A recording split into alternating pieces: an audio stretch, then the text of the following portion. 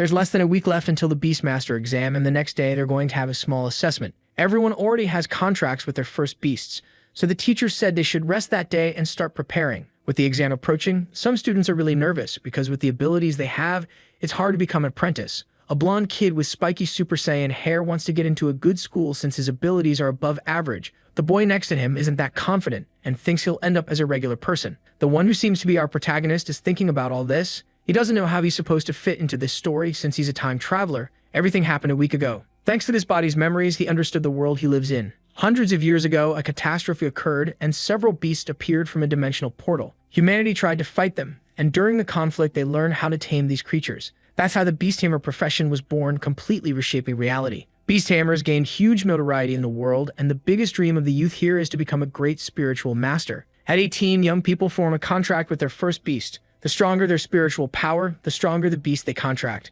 But none of that applies to our boy because this body already formed its first contract with a tiny, extremely cute snowball-like creature that wouldn't hurt a soul. Besides not being lethal at all, it can't evolve, so this young man's destiny is to live an ordinary life. Other time travelers end up with more luck. Our boy has no idea how he ended up in this situation. A student approaches him saying that living as a regular person is actually pretty good since you don't have to take unnecessary risks. They mock him, saying his little snowball could help sell ice cream. That irritates our protagonist. This situation seems to have activated the system that came with him and he feels confused, wondering why the system took so long to load. Now he starts celebrating because this is going to change his life completely. The first thing he does is check his status window. Whenever he achieves something, he receives rewards. He also checks Snowball's stats. When it reaches 100% growth, Snowball will evolve, which is really interesting because he believed evolution was impossible for it. The first evolution path he can choose is the Giant Path, focused on physical combat and ice element mastery, reaching up to rank 5. The other path is the Queen Path, focused entirely on ice mastery,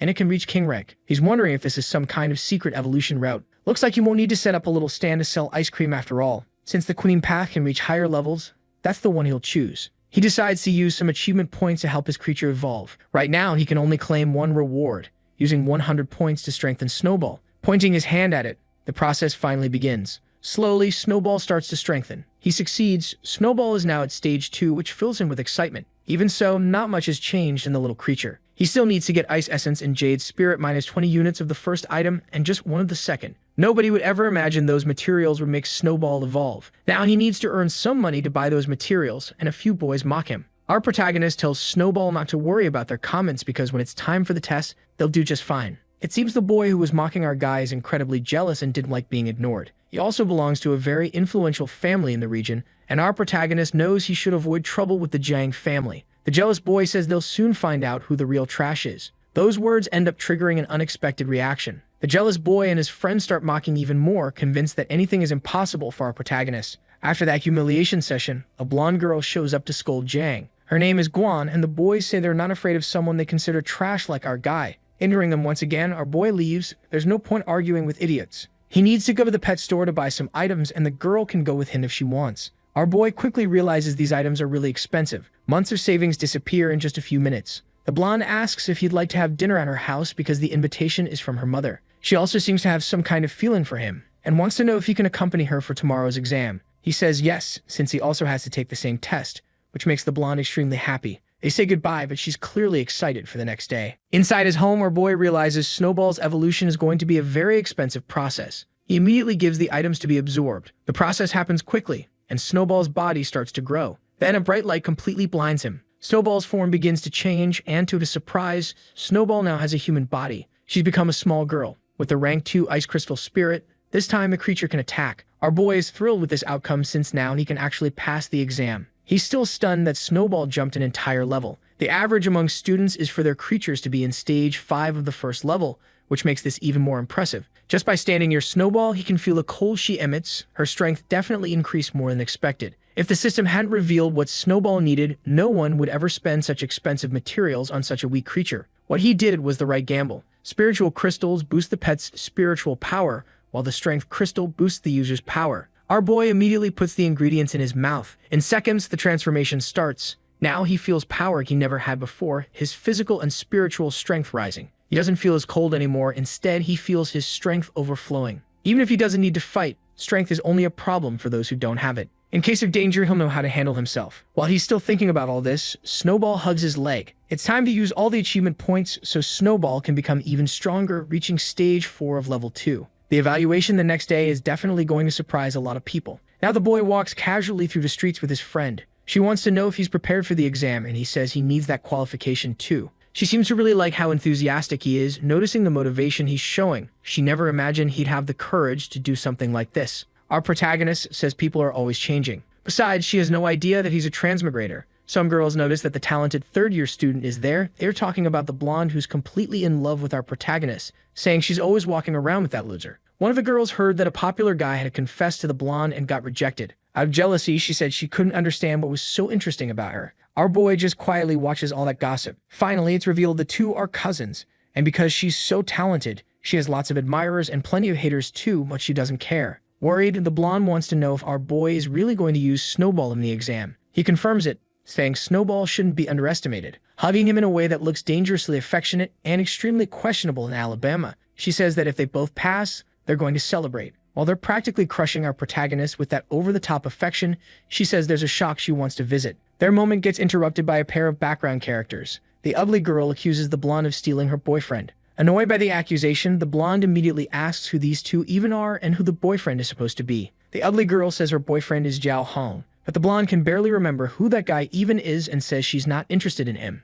Never was. The ugly girl refuses to believe it, saying her boyfriend has been reduced. With no time to waste in that place, the blonde drags our protagonist by the hand because they have more important things to do. At that moment, the other background character grabs him by the shoulder, saying he didn't give permission for them to leave, and if he keeps seeing his cousin being disrespected, he'll have to disrespect someone too. Showing an extremely murderous aura, the blonde strongly recommends that the jerk take his hand off her cousin. He instantly feels an overwhelming pressure. Instead of backing off, he chooses the most violent option, trying to punch a woman. But he gets completely stopped by our protagonist, something his cousin wasn't expecting. The ugly girl tells her cousin to stop messing around because everyone knows that guy is a loser. The jerk tries to throw some insults, but he can't stop sweating because he felt the strength in our boy's hand, who's clearly about to do something interesting. He slams his fist into the guy's stomach with brutal force. The jerk flies through the air like a garbage bag, shocking the ugly girl. While the guy struggles to stand up, our boy walks toward him. He says he's the blonde's cousin, and if the jerk wants to do anything to her, he'll have to deal with him first. At that moment, the background character starts to soil himself little by little, and the cousin of our protagonist is stunned by that show of strength. It was so intense her whole body reacted. Not even our boy expected to get that much stronger after using those items, and since the humiliation session wasn't enough, the blonde jerk decides to attack. This time he's going to use his spiritual energy. He manifests a kind of blue flame-like glow in front of all of them. But watching closely, neither our protagonist nor his cousin looks impressed. Standing before them is a ghost wolf that's still only rank 2. Fully convinced of his wolf's power, the jerk asks if they really want to challenge him. Snowball is still rank 1 but already reached stage 7. Her chances in that fight aren't great, and our boy is already thinking of alternatives, but his cousin chooses violence. Before she can act, she sees our protagonist step in her way, which surprises her a lot. She wants to know if he's really going to put Snowball into a fight, but he doesn't want her to get hurt because that would affect her evaluation, so he'll handle the situation himself. The ugly girl starts smiling mockingly, convinced our protagonist has lost his mind because the worst student in the whole city is eager to learn a violent lesson. The guy who will soon be bald ordered his wolf to attack. Meanwhile, our protagonist is calling Snowball over for a violent session.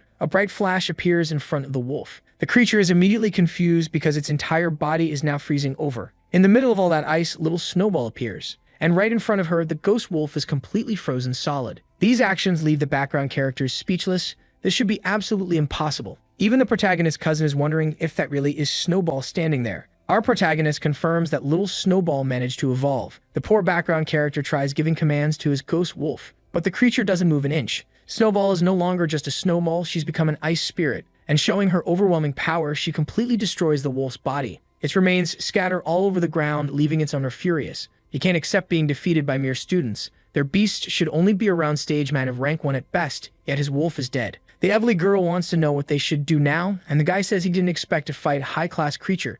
It's time to run. But our protagonist releases a dark aura and asks if he gave them permission to run. They're immediately consumed by fear. They're completely defenseless against what that ice spirit can do. This forces the background character to make the most rational decision of his entire life. Completely humiliated, he bows to our protagonist and apologizes for everything he caused, admitting his mistakes. But our boy says he should apologize to someone else. The background character instantly turns and bows to the protagonist's cousin, begging forgiveness for the huge mess he created. The ugly girl still doesn't understand the reality of what's happening. Trying to snap her cousin out of it, she ends up getting slapped. He tells her to apologize too. Faced with this family issue, the cousin just tells them to leave already. They wasted enough time. With the fight finished, our protagonist walks over to the ice spirit and gives her a little pat while watching the two idiots run away in a panic. His cousin is genuinely excited by what she just saw and wants to know how he managed to do something that cool. The ice spirit's power is indeed impressive, but since their time is short, he says they'll talk about it later. They need to take the exam. Finally, they arrive at the Imperial Beast Association. Many students are amazed by what they see there. There's a huge monument called the Origin Stone. It's much bigger than what they saw in the books, and some want to know what makes it so special. This is the last exam of the year, and some people will lose their qualification forever, while others will get into the academy and live completely different lives. With all the students gathered, a door opens at the back of the room. A man with an extremely ugly beard greets everyone. He says that they've all received small bronze coins with the words low, medium, high, and superior. These coins are the key to entering the Origin Stone's dimension. They need to choose the difficulty of the challenge they'll face. The harder it is, the better the rewards. He then tells them to look carefully at the screen built into the stone. At the highest difficulty, the beast growth rate is 30%, and it's possible to obtain a second creature,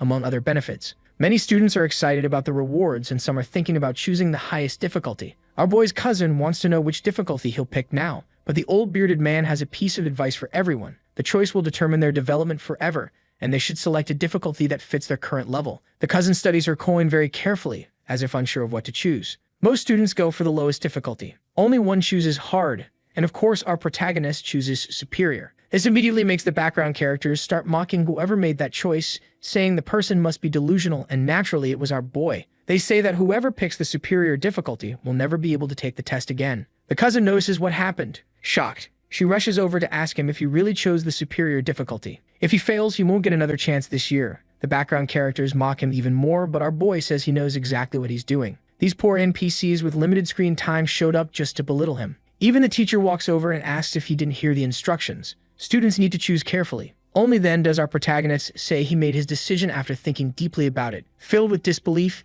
the hideously bearded teacher asks if he truly believes he can pass the superior difficulty. Overflowing with conviction, our boy says yes. The teacher ends up liking the kid's arrogance. He already gave his warning, but he can't stop children from playing with fire. Now that everyone has made their choice, he finally gives the main announcement. The test begins, and everyone must take their positions. The students sit in the hall, and mysterious energy starts flowing from the stone, making the portal grow larger. The same mysterious energy surrounds all the students, transporting them to another dimension. Meanwhile, the teacher is trying to memorize our protagonist's name. In that other realm, our boy appears in some kind of arena. He gets up carefully, realizing he's truly inside the virtual dimension of the Origin Stone. The students have been informed that any injuries suffered inside that dimension won't affect their real bodies. This fills him with confidence. He doesn't need to worry about anything. At that moment, the system informs him that he has an unclaimed achievement, his first victory. He's surprised he can use the system here too. His reward is 100 achievement points and a spiritual crystal. He immediately claims them. Thanks to that, he boosts his spiritual attribute, and Snowball's growth rate jumps to 44%.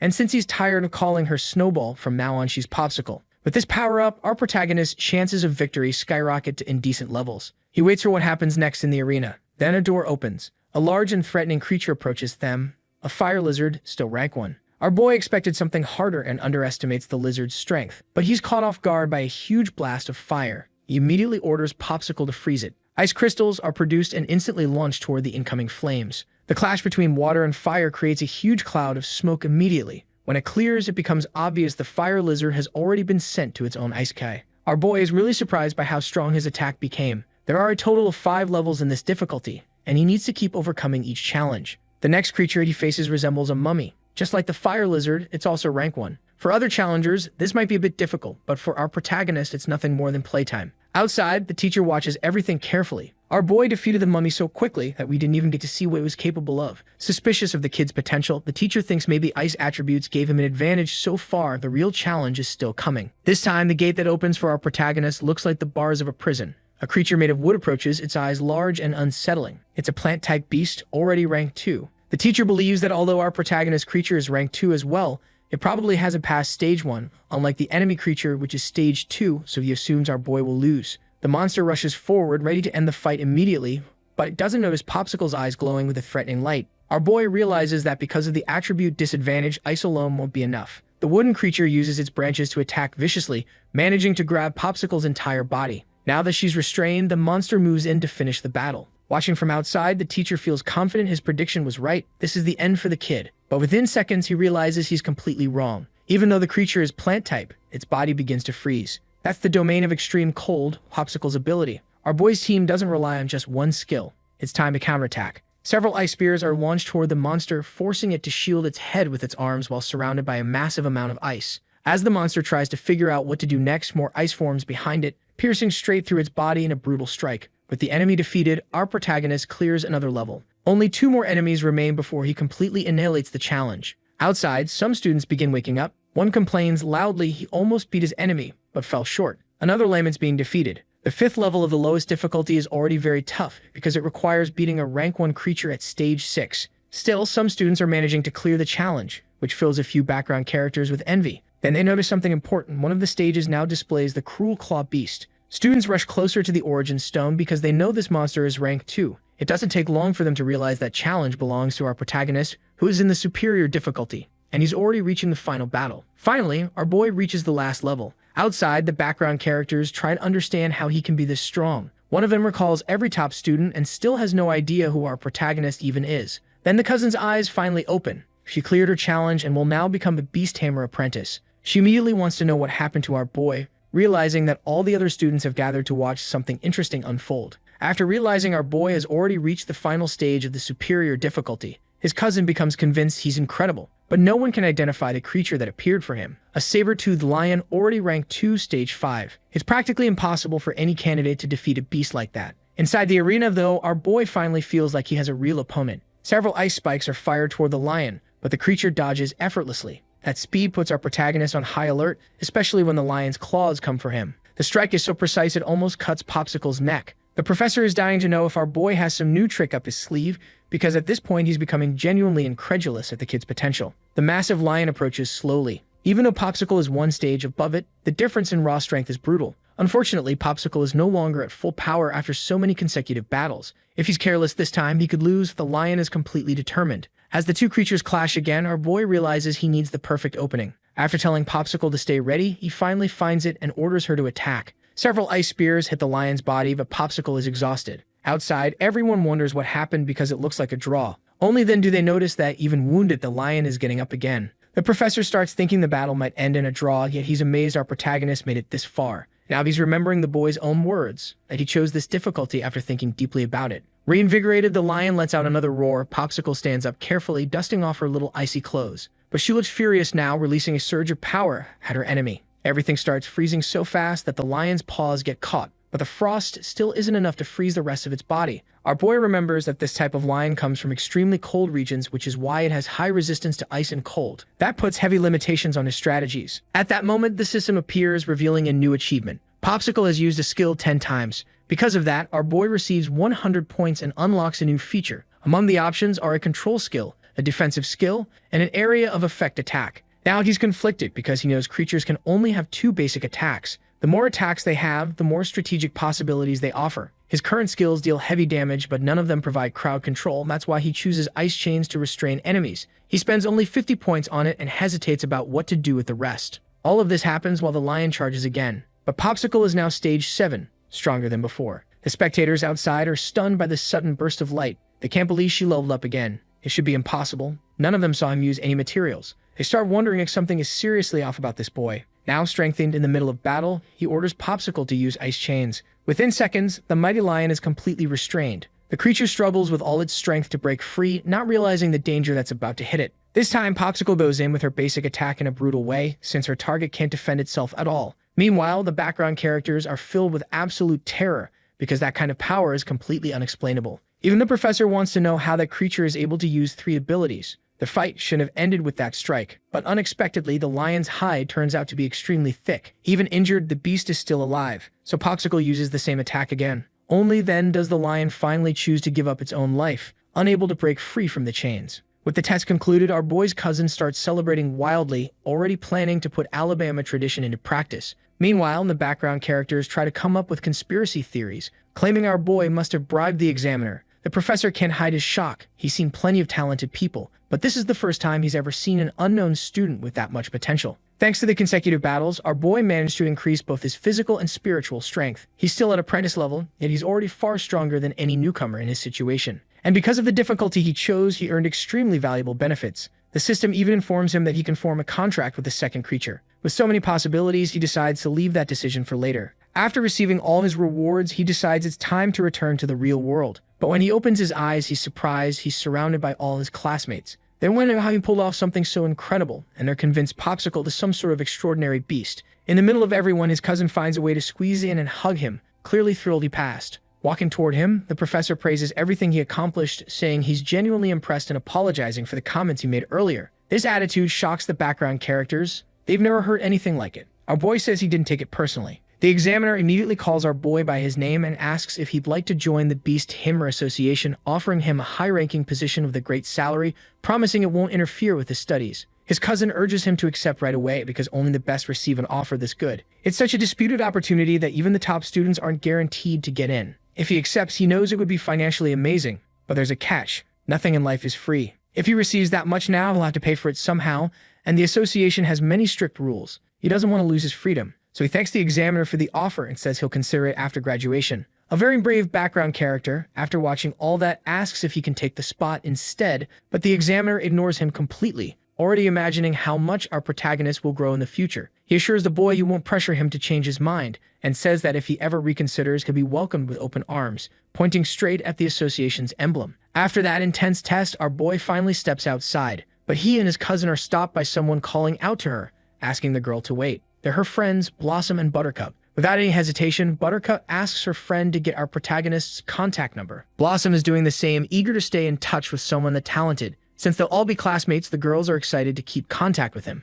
But that sudden and very convenient attention ends up making the blonde incredibly jealous, and our protagonist says he still has a few things to take care of, so he's heading out. The girls, however, are desperate to get added as friends on social media. While he's escaping, he gets a message on his phone telling him to come to the office immediately. It's his teacher. She's looking for him. And my God, what an amazing teacher. She's already heard the rumors that our protagonist completed the superior difficulty test. The boy looks at her, still completely confused. But he ends up getting ambushed by his teacher, who loves students who stand out, which is why she hugs him with such enthusiasm. His memories of her are a bit different, though. Back when he did poorly on tests, he had to run away from that force of nature. This time, however, she called him because she has something to give him. Our boy notices the book she hands over contains basic spiritual techniques. She believes these cultivation methods will be useful since they're essential for apprentices, and he should start studying right away. Beyond the presence of beasts, spiritual energy control is the most important aspect of combat. Tamers with strong spirit can defeat dangerous creatures even without relying on their beasts, and they can also protect their own creatures, making the duo truly unstoppable.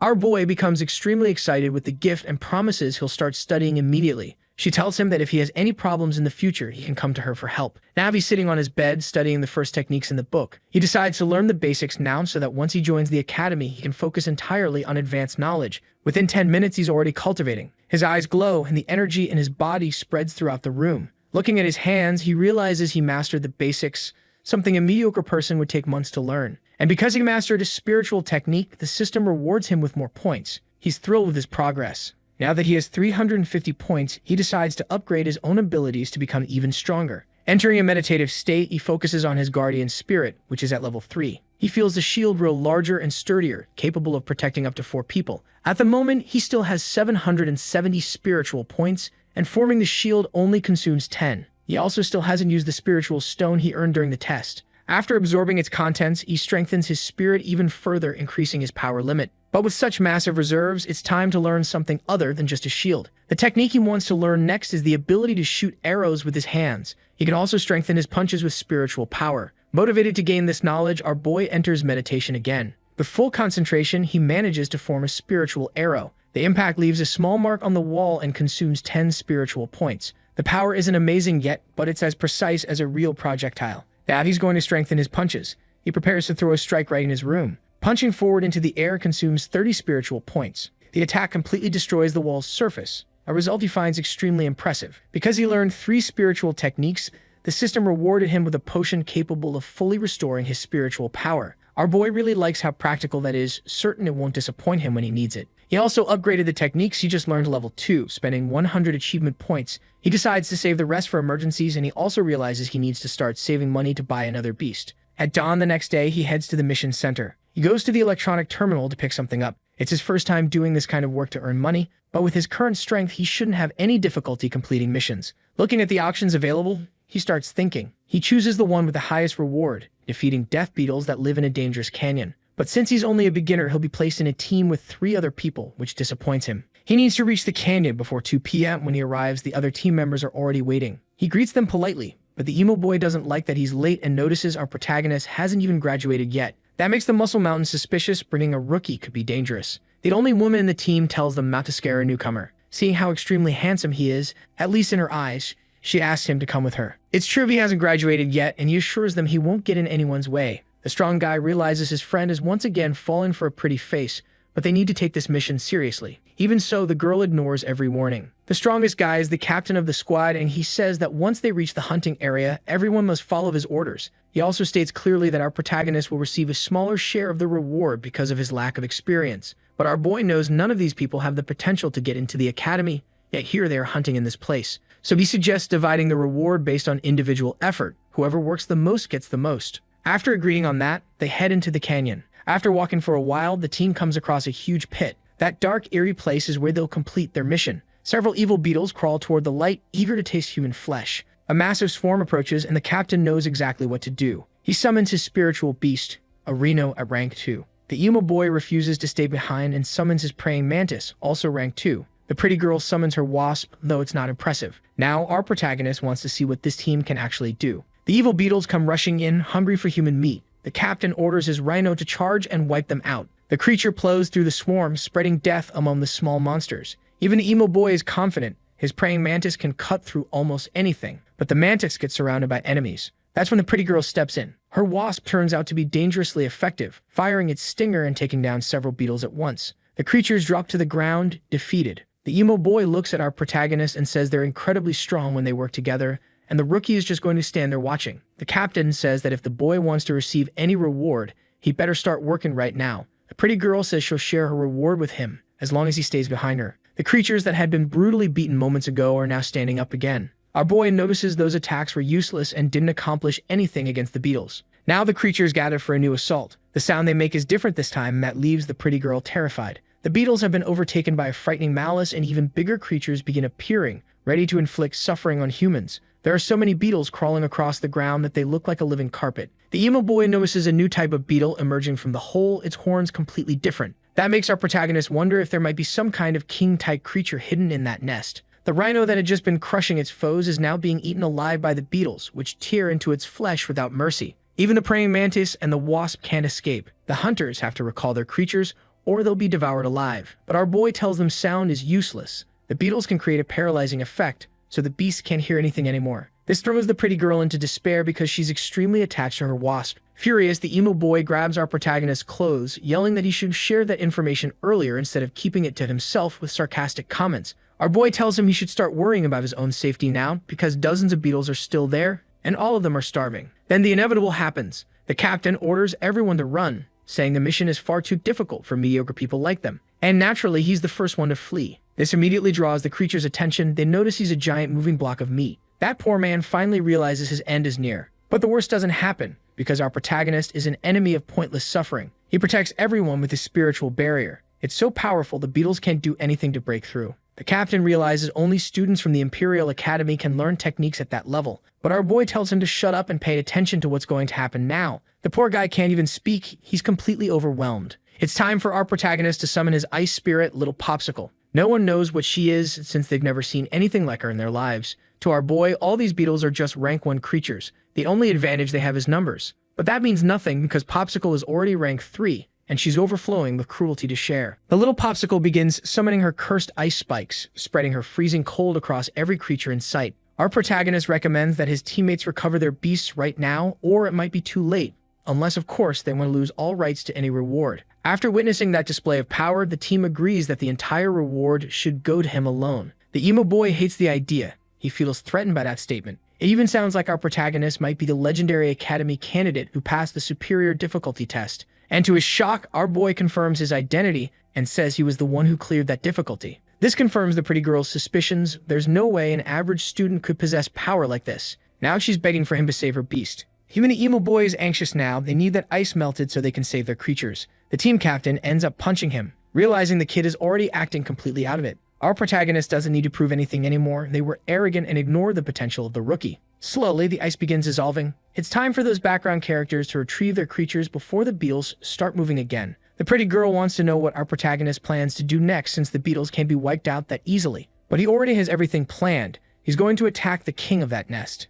With his face still swollen, the emo boy can't believe our protagonist actually wants to enter that hole. As he goes inside, our boy tells the NPCs to hurry up. Once he's within that place, he notices the darkness doesn't bother him at all, enhancing his body also sharpened his senses. Now he can see every beetle approaching, but none of them can break through his spiritual barrier. They rush at him with full force only to be sliced apart by his attacks. This time, he's cutting the beetles into pieces. With so many creatures in the area, he realizes the barrier won't last long. No matter how much energy he has left, things could go badly. That's when he remembers he still has achievement points to use. With them, he can unlock more attacks for his creature. Finally, Little Popsicle starts getting strengthened. This time she learns a defensive skill. That gives them more mobility. He also unlocks an area of effect attack, which will be essential for clearing all those beetles. After his shield is destroyed, he orders Popsicle to attack. She uses her ice domain, freezing all the enemies. At the same time, our protagonist remains protected by an ice barrier while the nearby creatures get obliterated. Now Popsicle uses a massive frost wave to eliminate the beetles. The creatures ignore her completely and try focusing on our protagonist, who remains shielded.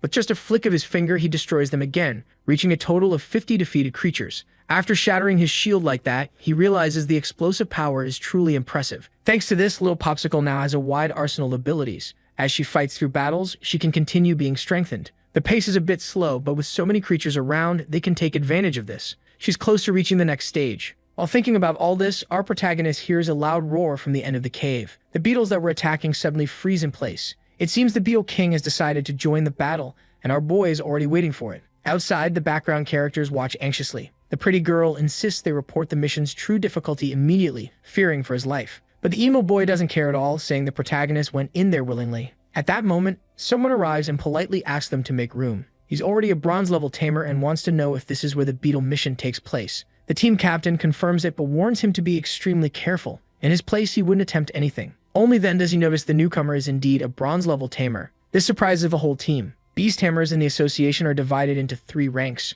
Bronze tamers make up the top 30% on the entire planet. Silver tamers make up 12%, and those who reach gold, only 3%. The eccentric newcomer introduces himself. His name is Loda, and he explains that the association notified him about the mission's sudden difficulty change, so they came to clean everything up. The pretty girl realizes that with him around they might actually survive, and she asks to go with him. Luana says that if she really wants to witness his battle performance, he'll allow her to accompany him, but he makes it clear the guys aren't qualified to go. Truth is, none of them would ever step back into that arthropod nightmare anyway. Meanwhile, deep inside the cave, our protagonist leaves a trail of frozen corpses everywhere he walks. He receives the title Beast Slayer, getting more achievement points for it. He also learns his creature is close to leveling up again. That gets him excited. This is way better than earning money. After checking all this info, he notices the cave is making different sounds. It's almost time for the big creature to appear. When he finally finds the Beetle King, he gets startled. The thing is much bigger than he expected. According to the mission details, the beetle outbreak started a week ago, so this creature was definitely involved. And now, this monster is ready to kill any human it sees. It's rank 4, stage 1. But our boy can't run now, otherwise he won't get any reward. Before he realizes it, a massive stone golem appears. The creature unleashes brutal attacks. It's the other tamer, the one who finally caught up to our protagonist. Since he brought the pretty girl with him, she's relieved to see the protagonist alive and well, but he can't understand why she returned, until she mentions the other tamer. Overflowing with confidence, Luada tells our boy to step aside because the situation is too dangerous for children. That legendary Beetle King only appears once every few thousand years and can control an entire swarm. Luada says he'll handle it, but our protagonist says he accepted the mission, so it's his job to defeat the monster. Acting extremely arrogant, the tamer asks if our protagonist has any idea who he is. At that exact moment, the Beetle King tries to attack, but the stone golem protects its master. Luana formally introduces his creature. That stone monstrosity is rank 3, stage 9. The fight grows more intense with every moment. Our protagonist orders Popsicle to use her ice chains. After that, he calmly says he's just an apprentice tamer. Luada immediately realizes he's standing in front of the Academy prodigy who passed the superior difficulty test. Still, he claims that doesn't mean much, because he's facing a real tamer, battle-tested and approved at the bronze difficulty level. But our boy completely ignores his attempt at flexing. Caught in their ego contest, the pretty girl tells them to focus because the situation is getting dangerous. The Beetle King manages to break free from both of them. Luda now feels everything is becoming harder because of this rookie, so he decides to demonstrate the difference in their power. After enhancing his creature with spiritual techniques, the golem rises to rank 4, stage 2. Our protagonist watches carefully. He didn't even know something like that was possible. Now the golem is delivering overwhelmingly violent attacks. The poor Beetle King is nearly shredded apart. Loda says not everyone can learn complex techniques like that. That's the real distance between them. But he doesn't notice the Beetle King getting angrier and angrier. Fueled by pure hatred toward humans, the monster starts moving again. The creature seems completely renewed, and now it's in a state of total frenzy, boosting its power to rank 4, stage 3. The poor stone golem is struggling to keep fighting, which leaves its owner worried. Seizing the opportunity, our boy uses his spiritual attack together with Popsicle. Thanks to that hit, he manages to damage the Beetle King's shell, leaving a small wound. But the moment the creature feels pain, it immediately shifts its focus. As soon as its attention turns to our protagonist, he uses his ice chains, but the creature is far too strong to be restrained by that. Our boy starts getting worried. The monster is trying to attack him directly. Thankfully, the stone golem manages to grab it, putting both tamers on equal ground again. But the golem can't hold for long. It's thrown across the cave, its massive solid body smashing into a wall. The impact seems strong enough to knock it out of the fight completely. The pretty girl panics. This beetle is far too powerful for them, and they're all close to dying in that place. Luda refuses to let go of his pride. He says he'll spare the creature for today and come up with a plan to win next time. But our protagonist refuses to run. He's staying to fight until the Beetle King is destroyed. Hearing that, the other tamer becomes desperate. His own creature, which is extremely strong, didn't manage to accomplish anything. Our boy asks if the difference in their abilities is really just because of those advanced techniques. Luda confirms it, but now he wants to know what this reckless kid is planning to do. Our protagonist decides to use the system to his advantage. He activates a strengthening ability. The other tamer is caught off guard. He never thought our protagonist could use a technique like that. Watching Popsicle grow stronger and stronger, he starts thinking this has to be some kind of joke. More and more shocked by everything happening, he demands to know who this boy even is because this should be impossible. For 60 seconds, Popsicle will be rank 4, stage 3. It's time to end this battle immediately. The ice chains are used on the monster. The skill is enhanced by the surge in power, but they won't be able to maintain this for long. They need to take every chance they can to strike. Our protagonist uses his spiritual power to deal damage. 40 seconds remain before the enhancement ends.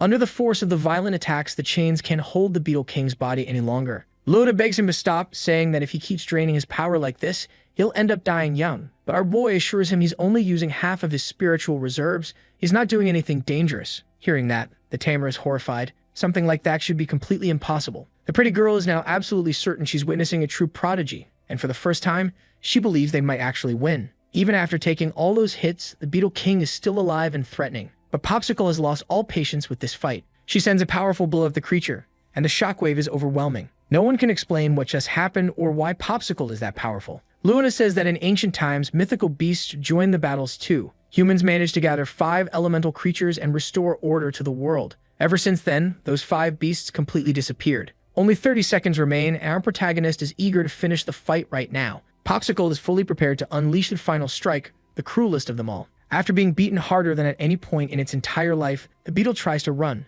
but behind it are our protagonist and Popsicle, furious and relentless. Their attacks finally break through the creature's armored shell, leaving it severely wounded. The system then announces that this is the first boss our boy has ever defeated. The pretty girl immediately starts celebrating, completely amazed, while Lotus sulks because the spotlight has been stolen from him. Popsicle's boost finally ends as the card's effect wears off. Our protagonist tells her she did amazingly well, and thanks to that battle, she reached stage 5 of rank 3. The little creature is exhausted and instantly starts dozing off. Now he starts thinking about the materials he'll need for her next evolution. Thanks to the victory, he receives 500 achievement points, a revival potion, an advanced ice crystal, and evolution materials. Since he wasn't expecting any of that, he's extremely pleased with the system. Then someone calls out to him. It's the other tamer, wanting to discuss something. He wants credit for defeating the creature. An absurd request, and the pretty girl thinks it's completely over the top. Even so, Luda offers financial compensation. Our protagonist can tell the tamer cares a lot about the mission result since it will affect his progress within the association, and with the money he could buy another creature. But he doesn't want to agree immediately. He figures if he waits a little, he might negotiate something better. Luda says that the amount he's offering represents half a year of savings, not counting the mission reward he'll naturally receive, one he plans to keep entirely for himself. He's even willing to owe our protagonist a personal favor, just to finalize the deal right now. And that delights our boy because favors have no price. They make the trade quickly, and our protagonist gets 10 units of something. The story doesn't specify what. After sealing that agreement, our boy notices someone else arriving with their creature. It's the Academy Evaluator, immediately recognized by Luda. Straightening his clothes, it becomes clear the man is a silver-level tamer. This amazes the pretty girl even more. She never imagined meeting someone of that rank. The evaluator looks excited to see our protagonist again. They've crossed paths once before. Our boy greets him casually, which leaves the other tamer stunned when he realizes they actually know each other. Upon arriving, the evaluator sees the mission has been completed successfully. Loda claims responsibility and says no one was hurt. But what really catches the evaluator's attention is our protagonist's presence. His creature wasn't strong enough to take down that enemy alone, so victory must have come from teamwork. The evaluator apologizes to him for the second time, saying the association misjudged the mission difficulty. There was an error in the assessment, but our protagonist says it's fine since Luda saved everyone, because only the people there know the truth. Luda feels flattered. Our boy blended into the story perfectly, allowing him to take the public credit. The pretty girl realizes the man who arrived is extremely important within the association. Because of the sudden difficulty spike, the association will give an extra 10,000 in rewards to our protagonist, but they need to recover the creature's body for research. Luna is extremely impressed because our boy just made a huge amount of money. After hearing the news, the only thing our protagonist can do is accept the reward. Besides, refusing it would be suspicious, and honestly, he would never turn down free money anyway. The evaluator knows our protagonist needs his second beast and must be desperate for funds, so he wishes him good luck with the reward and tells him that if he ever needs help from the association, he should reach out. The evaluator collects the creature's body with ease and announces he's leaving. Seeing that, our protagonist is genuinely impressed. Outside, Luna is shocked that our protagonist managed to earn 20,000 in a single day, and the boy reminds him that he also gained a favor. Luna promises he won't forget that. After saying goodbye to both of them, Luna leaves. The pretty girl says she didn't expect to meet such incredible people that day. Her trip was definitely worth it. She knows she needs to work very hard to get stronger, and she asks if they might team up for missions in the future. Our boy just tells her to keep training so that possibility might exist someday. With the money he received, our protagonist will finally be able to buy another creature. He immediately heads to the shop and is greeted by the receptionist. He tells her he wants to buy a second beast, and she asks him to follow her. After going down some stairs, they arrive at an area filled with creatures for sale. She tells him to take as much time as he needs to choose. In a place like that, he notices that B-level creatures are the strongest he'll find. With the system's help, he can tell some of them don't have hidden evolution routes. Then he finds a small fire creature with a hidden path, though it wouldn't be nearly as strong as Popsicle. The seller says he has a good eye. This creature is B-level and costs only 16,000, but our boy still thinks that's way too expensive. However, she explains that the purchase includes the evolution materials as well. Even so, he wants to look around more before deciding. Popsicle was labeled as trash, so he can't rely on the association's evaluations. Then the system notifies him there's a creature in the shop with a king-level evolution path. He's stunned by what he finds. A small stone-type monster that feels strangely familiar. Its normal evolution route would turn it into a stone giant, strong and powerful, but its hidden route would turn it into the god of stone, with the ability to control that element. Now he knows why it looked familiar. Luna had a creature just like this, except as it already evolved. That tamer probably has no idea his creature has the potential to become a god. Compared to Popsicle, who functions like a mage, this stone creature would be more of a warrior type. The seller explains that this stone monster is the most popular choice among many people because its evolution materials are common and cheap. She says she can sell it for only 8,000, and that price makes our protagonist very happy. He also hands her a list of materials needed for his creature's evolution. This makes her curious because those materials wouldn't evolve a stone monster and are extremely expensive. To avoid explaining too much, he simply says he plans to gift those items. He then realizes that evolution materials tend to be more expensive than the beasts themselves. Finally, he receives the items he purchased. He receives the seal pearl in his hand, basically this world's version of a Pokeball. The contract with his second creature is finally completed, and the system grants him another 300 achievement points. Back in his room, our boy prepares the evolution materials. First, he needs to raise the little creature's growth rate to 100%. Then he'll use the achievement points he earned to start strengthening his new monster. Unlike Popsicle, this one seems a bit dumb. No one would imagine something like this has the potential to become a god. He tells the little stone creature to start eating the materials so it can evolve. It devours the first ingredient with intense enthusiasm, but it still needs more nourishment, so he points to the stone powder it also has to consume. The little creature refuses, and our boy reminds it that the meal was very expensive. That's when he realizes the stone creature is picky about what it eats. Since it's still sulking, our protagonist comes up with an idea. The little creature suddenly senses a strange energy. Popsicle was just summoned in front of it. The two creatures immediately start sizing each other up. The stone creature tries to assert dominance, attempting to strike at Popsicle, but it's quickly corrected. It's nowhere near strong enough to act like that. After being disciplined, it bursts into tears like a spoiled child. Now our boy understands this won't be an easy task. The interaction between the creatures is still messy, but at least the stone creature begins eating. Even though it hates the taste of the powder, its growth rate eventually reaches 100%. A dark light starts wrapping around its entire body. Slowly, it begins a large metamorphosis. The stone creature evolves into a stone ghost, a stage 9, rank 2 creature already on the divine evolution route. Our protagonist is thrilled. Lura would never imagine something like this was possible. The little creature's gaze becomes strangely mysterious. That actually startles our protagonist as he tries to figure out what it's planning. The creature immediately unleashes an attack right in the middle of the room. Popsicle doesn't appreciate that behavior and charges straight at it again. The stone creature gets ready to fight back, but before it can act, something like a nerve-like tendril appears right in front of it, confusing it completely. Popsicle blocks the attack with her ice shield. Our boy doesn't like seeing his apartment wall destroyed like that. If the creature is going to attack on its own, then it's time to teach it the rules. Now that Popsicle's evolution requirements have been met, he plans to discipline the stone creature and guide it onto the right path. The evolution materials are finally consumed. Popsicle's eyes begin glowing with a frightening intensity. The stone creature senses the energy rising as well, and then becomes stunned by what it sees. With her newest evolution, Popsicle has transformed into a snow maiden, a rank 4 creature, though still stage 1. She has the same abilities as before, only much stronger now. Our protagonist is ecstatic with this new upgrade. Then the stone creature starts feeling something happening to its body. Looking down, it realizes its feet are slowly freezing over. It's time to educate the new pet properly. Our protagonist asks Popsicle to use ice rain. Several ice spikes form in the sky. Before being skewered by them, the stone creature understands it's being far too arrogant and decides to apologize. Our protagonist explains that they made a contract, so it needs to obey him. However, if it insists on continuing that behavior, he makes it very clear that he has no problem ending the creature's life right there if necessary. So he asks her a simple question: does she intend to cooperate or not? The stone creature immediately shows respect. She's terrified of what Popsicle might do to her. Once the discipline session ends, they hear a loud noise outside. Someone is extremely upset and demanding that the door be opened. On the other side stands an angry man complaining about the excessive noise and about the damage to his wall. Our boy apologizes and says he'll compensate him. But this isn't the first time something like this has happened, and the man claims he should also be compensated for the mental damage, demanding 30,000. Our protagonist is shocked. Furious, the man insists on being paid within 3 days. He keeps threatening him until he feels the murderous intent coming from the stone creature. Since that creature lies and breathes violence, it decides to resolve the situation itself. The man suddenly realizes he's powerless. Just before his skull is turned into powder, our protagonist orders the stone creature to stop immediately. Terrified, and with his underwear compromised, the man asks if that creature actually belongs to him, because he's never seen a monster like that. Once again, our boy apologizes, explaining he was training the creature and unintentionally scared his neighbor. He also asks whether the man still wants compensation for the damage. The man instantly takes back everything he said.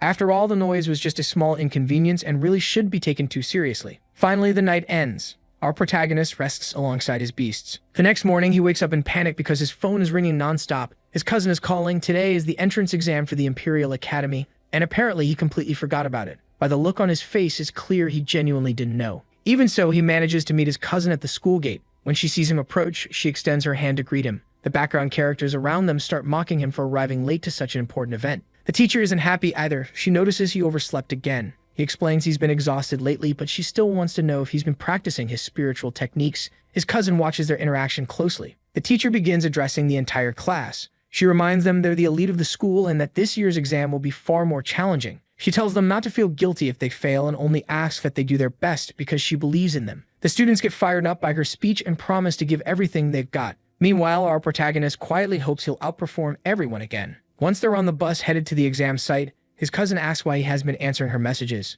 The truth is, he's been extremely busy lately and completely forgot. She then tells him that her fierce magic bird has successfully evolved and she's thrilled about it. He's happy to hear it and believes the exam will go smoothly. Looking out the window, his cousin is amazed by the size of the city, but she doesn't notice that she just pressed her best attributes directly against his face again. Only after a moment does she realize what happened. She becomes completely embarrassed, instantly killing the joy our protagonist was feeling. The students finally arrive at the Imperial Academy, an absolutely stunning building that looks almost like a palace. Everyone is amazed. Some are already thinking that if they manage to get accepted, their lives will completely change. Our boy, who is keeping things low-key, notices people clearing a path. They're students from another school who also came to take the exam. More background characters start showing up as well. Blossom approaches our protagonist's cousin.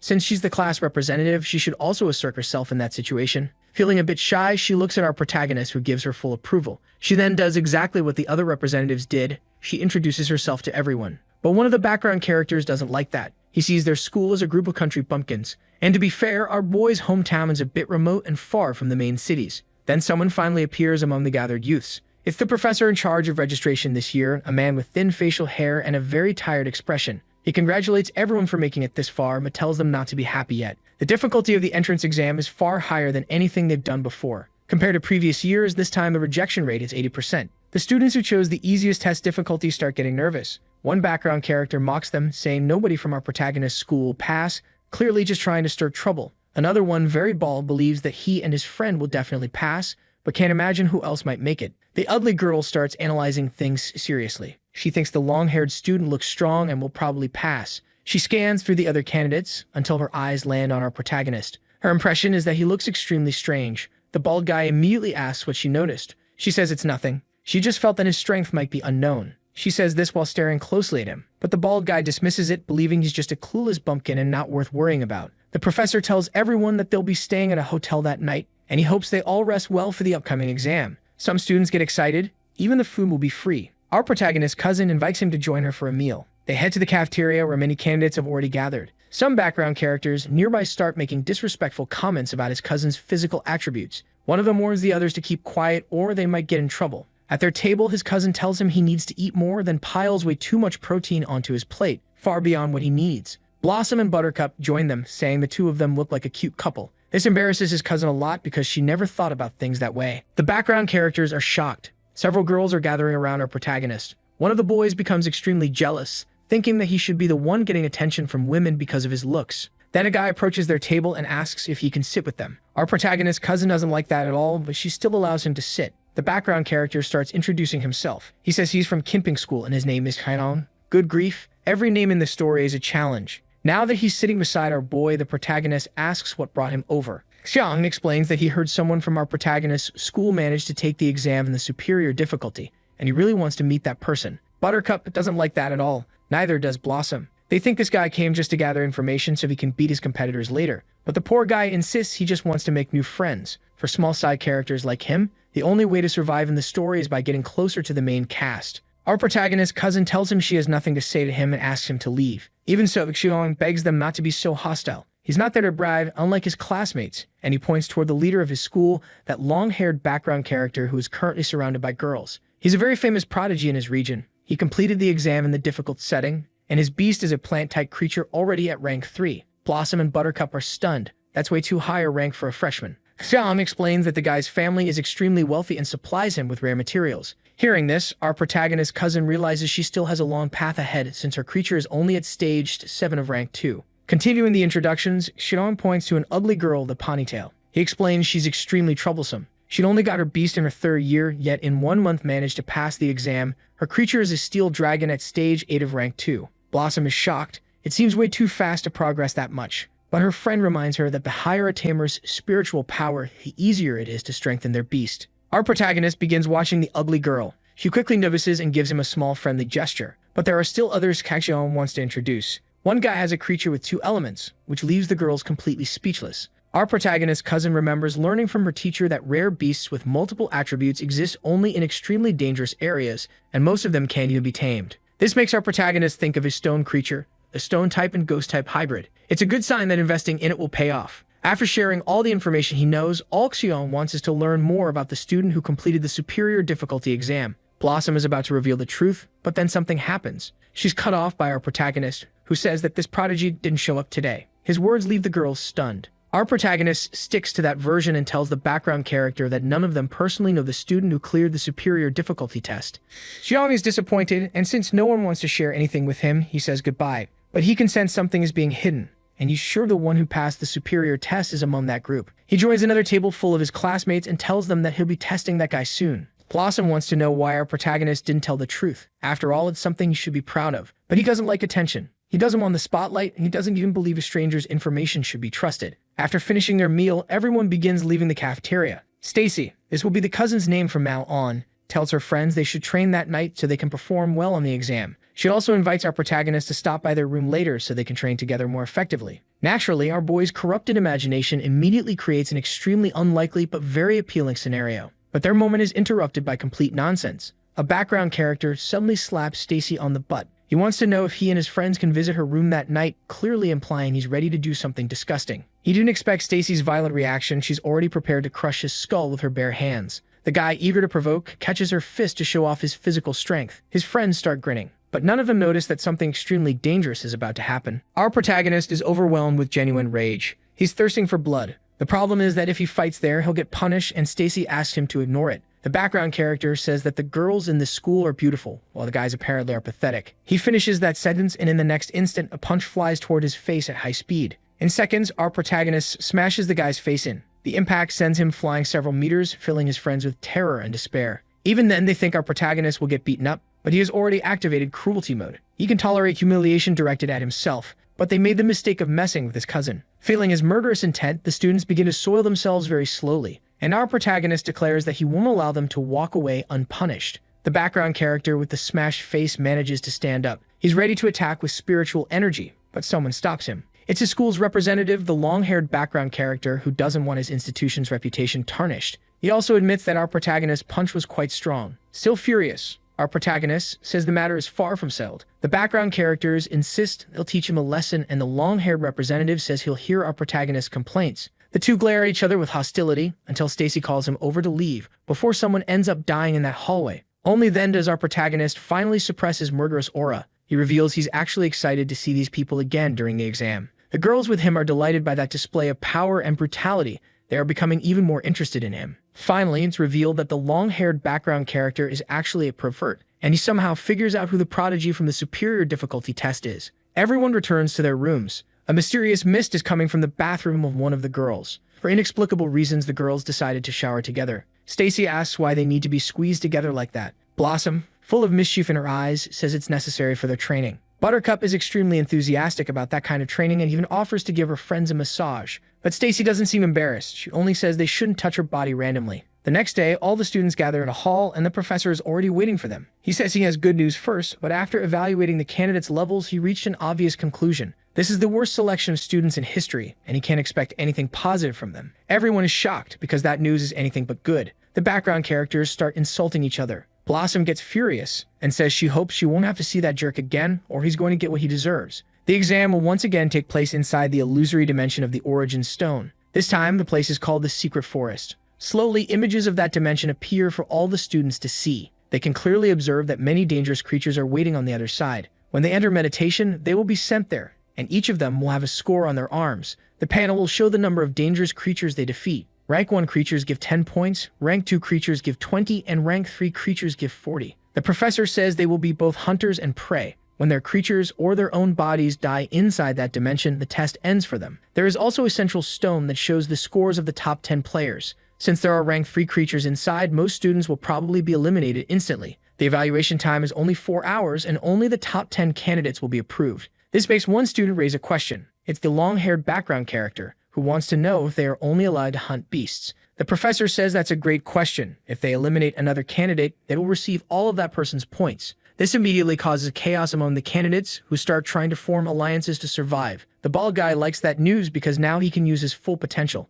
But the ugly girl remains suspicious, watching our protagonist very closely. With all the noise, the professor yells at everyone to shut up. He says the real battlefield is far more brutal than this exam, and if any coward wants to quit, they should do it now. He also says the first-place candidate will receive several privileges. Navi's eager to see who among them will become the king of the freshmen. Stacy really wants to find our protagonist immediately because she knows it will make her life easier. He's worried about her as well and tells her to use her flying ability to find him as soon as she arrives on the other side. Those words fill Stacy with determination. The professor tells the students to sit down and stay quiet. It's time to enter the illusory dimension. Our protagonist finally appears inside the forest. The first thing he does is look around, and he spots the large stone the professor talked about. He also sees the exam data on his arm, his score, and the remaining time. The information is limited. He can't tell whether he's in the top 10, so that stone will definitely become a gathering point for players, making it the most dangerous area. In other words, if he hunts freely without checking the stone, he won't know his real position. And if he is in the top 10, he'll become a target without noticing. It seems the true goal of the exam is to force players to fight among themselves,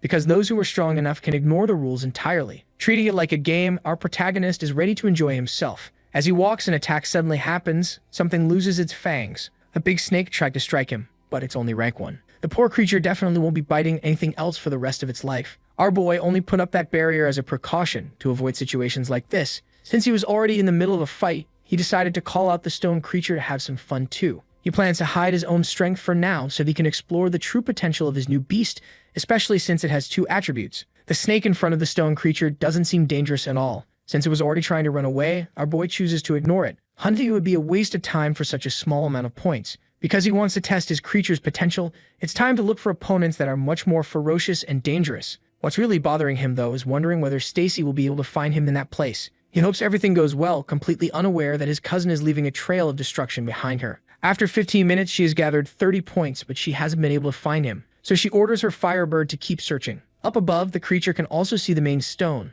Little by little, Stacy becomes more worried, because she really wanted to be alone with him in that forest. Maybe she's the real danger. The Firebird keeps flying. Then Stacy finally spots something. Several players are being tormented by the forest creatures. The life of a background character really isn't easy. Unfortunately, tame creatures can't get too far from their owners, which makes things a bit harder for her. To solve this, Stacy needs to continue exploring. One thing she's sure of, our boy will definitely be in the top 10 and she'll be able to find him later using the coordinates on the main stone. As she thinks about that strategy, a malicious ostrich tries to approach her with bad intentions. She dodges the attack easily, letting the clumsy ostrich stumble past. She notes that the monster is rank 2 and according to her notes, it shouldn't be a match for her flame creature. The Firebird charges forward and burns that stupid ostrich to ash. That gives Stacy 20 more points. But right in the middle of the fight, something unexpected happens. She tries to understand who caused it. A boomerang returns to its owner's hand, but it's not a real boomerang. It's a banana. It was thrown by a large monkey that belongs to that annoying background character, but the monkey is weaker than Stacy's creature.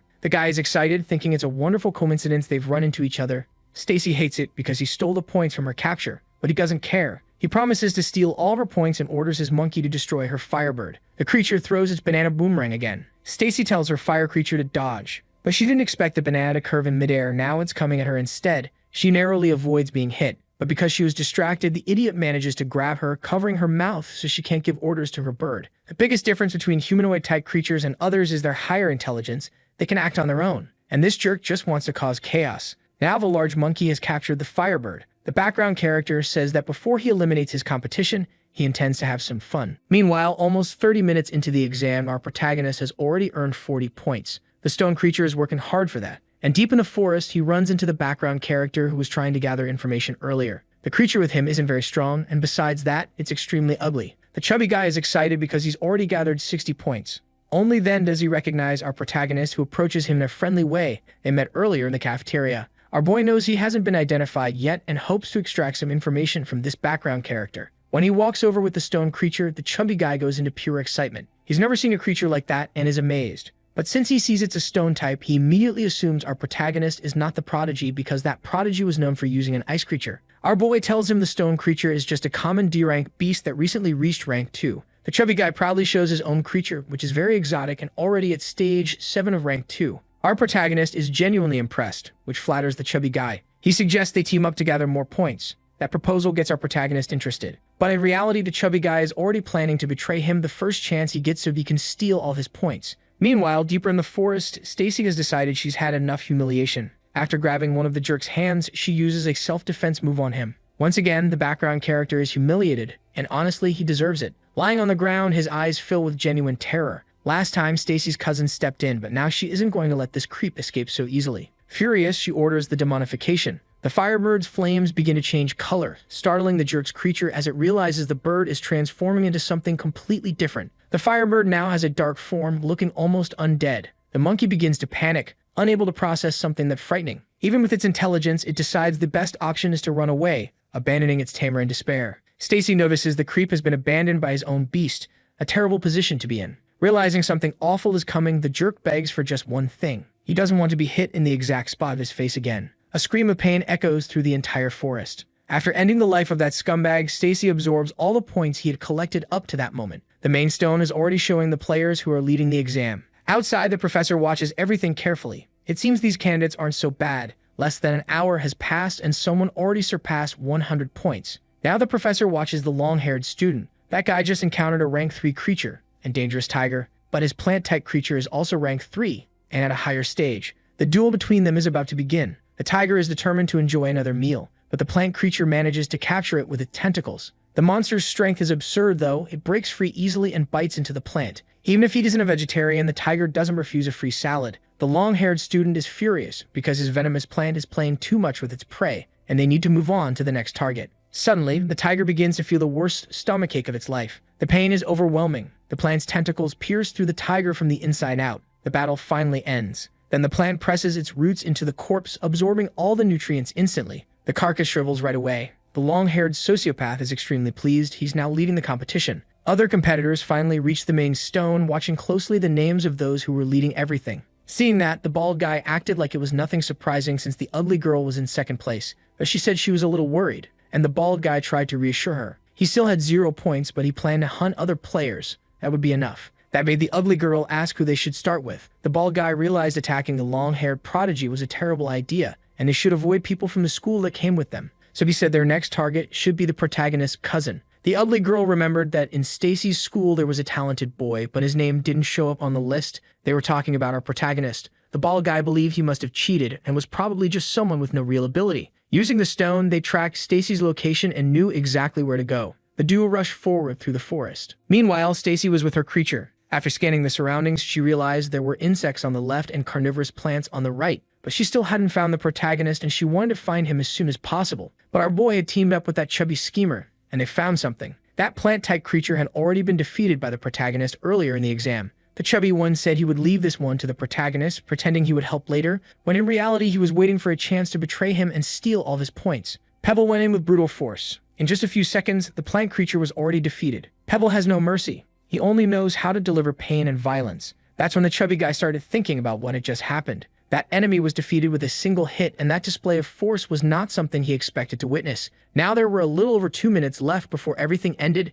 and the protagonist's cousin was among the top 10. The professor was surprised by the protagonist's progress. In less than 2 hours, he had managed to enter the list. Only then did he notice the protagonist was working together with another candidate. The chubby boy was now terrified because he wasn't managing to contribute to that progress at all. The protagonist apologized for being too strong. Since their performance was crucial for passing, he instructed his creature to finish everything quickly. But because the chubby guy needed points, he would be the one to fight next. The truth was that the big guy hated the protagonist's attitude and was still determined to steal all his points. At that moment, the system warned that a rare beast had been detected, and the protagonist believed he would get more points from it. In the middle of the trees, he found a strange golden-colored trunk. The chubby one couldn't believe it was real. He could already imagine the bonus points he would receive. But then one of the roots grabbed him, while the protagonist dodged effortlessly. Now the chubby guy was in real trouble. That tree looked extremely dangerous, and it was eager to consume human flesh. It was a rank 3 creature, already at stage 9. The chubby one knew very well that this golden tree was a rare creature. He begged his creature for help, but the poor thing was also captured.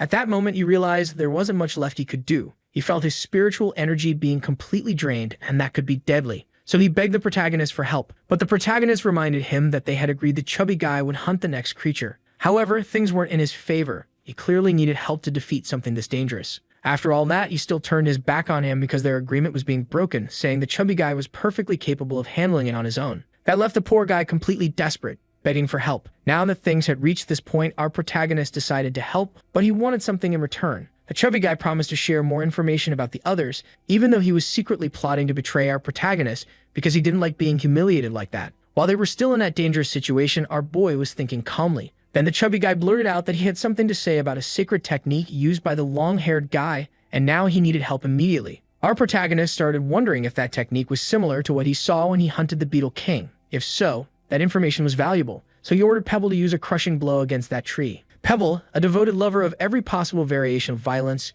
charged into the attack, but on the way he ran into several roots. Thanks to his strength and speed, he dodged all of them and closed in dangerously on the creature's main trunk. He finally had the range to hit his enemy when one of the tentacles grabbed him by the waist. Pebble was completely restrained, his attack neutralized. Our boy immediately realized that his creature, even at stage 9 of rank 2, still struggled against strong enemies, and now couldn't break free from all those roots. There was no other option. He would have to summon Popsicle for this fight. But as he thought about that, he noticed something. Even while being restrained, Pebble was still trying to resist. Our protagonist decided to encourage him, asking if that was really all the strength he had. Pebble seemed fired up by those words, revealing all of his hidden rage. The evil tree sensed something was happening and sent even more roots to wrap around him completely. There was a real chance Pebble wouldn't escape this one. The chubby guy watching the fight was sure everything was over now, and there was no salvation for either of them. A total of 27 participants had already been eliminated. The professor decided to personally check things himself because he wanted to understand the true power our protagonist was hiding. Inside the massive roots, Pebble suddenly disappeared. All that was left was a dark mist that began to gather and swirl suspiciously. Even our protagonist didn't know what was happening. But this was a new ability of Pebble. He had taken on a ghost form, and this ability would last for 30 seconds. The chubby guy wanted to know what was going on, growing more and more shocked. Meanwhile, our protagonist realized that creatures with more than one attribute had very interesting abilities. It was time to see what this power could really do. The cursed tree seemed furious, wanting to keep attacking, but none of its strikes could touch Pebble's ghostly body. After several failed attempts, the tree became extremely frustrated. Our boy realized that in this form, his creature was completely immune to all physical attacks. Checking the system, he saw that in this ghost form, Pebble could throw stones and create spikes from the ground. He ordered him to launch projectiles at the creature's eyes and trunk. Following the command, Pebble used his psychic power to move objects, sending all of them to the exact spots our protagonist had chosen. The tree was finally defeated, releasing the chubby guy and his useless creature. The difference in ranking was truly absurd, and our protagonist knew that alone wouldn't be enough to beat enemies of this kind. Now free, the chubby guy begged our protagonist to run too, insisting he had no chance of defeating that monster. After hearing that, the chubby kid started feeling truly cornered, because if our protagonist lost right there, there'd be no one left for him to steal points from. Unfortunately, it looked like he'd have to let go of his little evil plan and save it for another chance. The tree rose again, completely out of control, wanting to use its roots to wipe our protagonist out entirely, but he called for Popsicle. The moment she joined the battle, she appeared right in front of all those malicious tentacles. It was time for her to unleash her ultimate ability. Summoning a snowstorm, she froze a huge portion of that area, including the roots of the cursed tree. Pebble's 30-second ability had ended, and he returned to his physical form. With the enemy completely immobilized, it was time for Pebble to use brute force and crush it without mercy. He slammed into the trunk with violent, crushing blows. Popsicle was still using her ice ability, and our protagonist ordered Pebble to shift back into his spirit form. That way he could avoid the falling ice spikes now raining from the sky, dealing even more damage to the cursed creature. Gathering power in one hand, our protagonist said that things weren't over yet. It was his turn to strike the creature too, unleashing a brutal blast of spiritual force. When the fight finally ended, only pieces of the cursed tree remained. The system immediately notified him of his victory. Pebble ranked up, and in his spirit form, he could now create clones with the same attributes as the original, costing 100 conquest points. Our protagonist realized the ability was expensive but incredibly useful once learned. He was getting more excited about Pebble's potential by the second. Outside, someone was watching all of this very carefully. The professor saw that what our protagonist had done was genuinely impressive, and that the ice creature had the potential to reach the divine ranking. After earning 60 points from that victory, our protagonist realized he probably couldn't hide his potential anymore. The chubby kid finally returned to the clearing, trying to understand what had happened. When he pieced things together, he came to the obvious conclusion that our protagonist had been the one to defeat that cursed creature. But something else caught his attention. He wanted to know who the blue girl was, since he hadn't seen any candidate who looked like her. Our protagonist regretted it. He had forgotten to hide Popsicle, and now he couldn't hide his identity anymore. Even so, he still tried pushing a ridiculous excuse, saying he didn't know that girl and assumed she was a beast in human form, giving her the credit for the victory against the tree. But that made the chubby kid even more confused. He couldn't understand why beasts were fighting each other. Maybe she was someone's summoned creature? Then he realized it might be the legendary students doing proof that this person's power was far above the rest. And if that was true, he could be the next one eliminated. Listening to all that, our protagonist was just confused. He had to use the system to give Popsicle a new order. She needed to pretend she was attacking them. Naturally, she was extremely confused by that command. Then the chubby kid finally realized they really were the next targets. Several ice daggers materialized in the air, ready to obliterate anything in sight. Now the kid was completely desperate. He and his useless creature couldn't do anything to defend themselves. Following our protagonist's command, Popsicle started launching ice everywhere, attacking everything around her. Seeing he was about to be eliminated in the most humiliating way, the chubby kid decided his best option was to attack our protagonist first and then try to escape, so he ordered his creature to act. After swallowing our protagonist, it looked like the creature had eaten him, but the chubby guy said he did that to protect him. Using the system, our protagonist confirmed to Popsicle that everything was fine and told her to leave first. He gave the same order to Pebble. After running for a while, the chubby guy was completely exhausted and needed to catch his breath. But he believed the situation was perfect now, since he managed to escape danger and would still earn some points. Inside the creature, our protagonist wanted to know if it was safe yet, which startled the chubby guy. Using his magic barrier inside that stomach, he hadn't been digested at all, and he asked if he could be released. The chubby guy claimed they were still being chased and told him to hold on a bit longer, but he couldn't understand why his creature hadn't digested him. That meal was starting to make the monster feel extremely sick. Eventually, the creature spat our protagonist back out. Watching all that, the chubby guy had no idea how he managed to escape. Our protagonist figured that if the monster kept chasing them, they could combine forces and destroy it. That made the chubby guy certain he was dealing with a complete fool. Now that they weren't being chased anymore, our protagonist wanted to hear more about that exclusive spiritual technique. The chubby guy suggested they go to the main stone first to check if they were ranked in the exam. On the way, he explained that this spiritual technique is something only a few Tamers can awaken. You can acquire it through books, but it's so rare that even teachers aren't always willing to teach it. Hearing that, our protagonist wanted to know what techniques his competitors were using. But they'd finally reached the main stone, and the chubby guy was eager to check the rankings. As expected, our protagonist was among the top candidates, but the chubby guy's name wasn't anywhere in the top 10. Time was running out and he believed he still had a chance, because the last ranked candidate had only 100 points. All he needed to do was eliminate our protagonist. Plotting something nasty, he called our protagonist over, but then he noticed something strange. Our protagonist had a total of 180 points, and he had no idea how that happened. He then associated those numbers with the fourth place candidate who had the exact same score. Horrified, he asked for our protagonist's name. Full of confidence, our protagonist said his name was Lin Z, though honestly, he looks more like a Lindu to me, a much easier name. The chubby guy couldn't believe it. He couldn't believe he had been traveling with him this whole time. He had ignored a crucial detail. People who pass the superior difficulty test can have two beasts, and that ice creature definitely belonged to our protagonist, who had been hiding his strength all along. Now that everything was out in the open, our protagonist told the chubby guy not to forget what had happened. He had been saved by him, and now it was time to hand over information. Completely terrified, the chubby guy made a foolish decision. He said he wouldn't say anything and ordered his creature to attack. It obeyed immediately, only to be violently knocked back by Pebble's punches,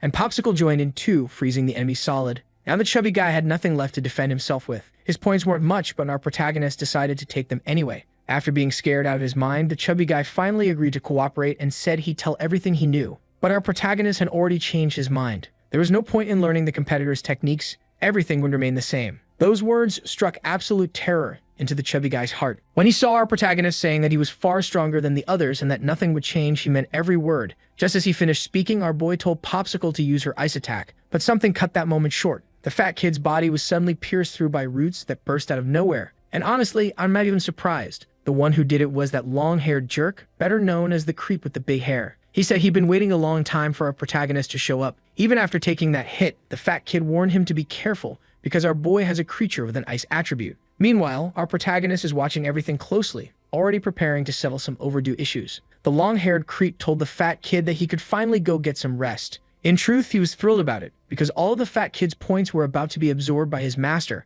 so in the end, his sacrifice would not be in vain. But before the poor guy could disappear, his body was frozen into a massive block of ice. Now the creep's full attention is on our protagonist. He wants to uncover the power he's been hiding all this time, to see whether he deserves the title of top freshman. But our boy couldn't care less about titles. If that fight is only for something so pointless, he'd rather have peace. When he heard that, the long-haired creep assumed our protagonist had admitted defeat. Completely unhinged, he said he was shocked to find out what a coward he was and promised to crush every top scorer one by one. Just imagining the pleasure he'd get from that made him look even more degenerate. Only now did our protagonist remember that his cousin is in that place too. The same goes for her friends, and all of them would be in danger if that disgusting creep got anywhere near them. After checking her location, he started moving toward her immediately, but the long-haired jerk is determined to get in his way, ordering his plant-type creature to block the path. The creature launched its tentacles right away, trying to stop him, and even managed to restrain Pebble. But our protagonist still managed to protect himself with his spiritual shield. This made the creep think our protagonist was nothing but a clown,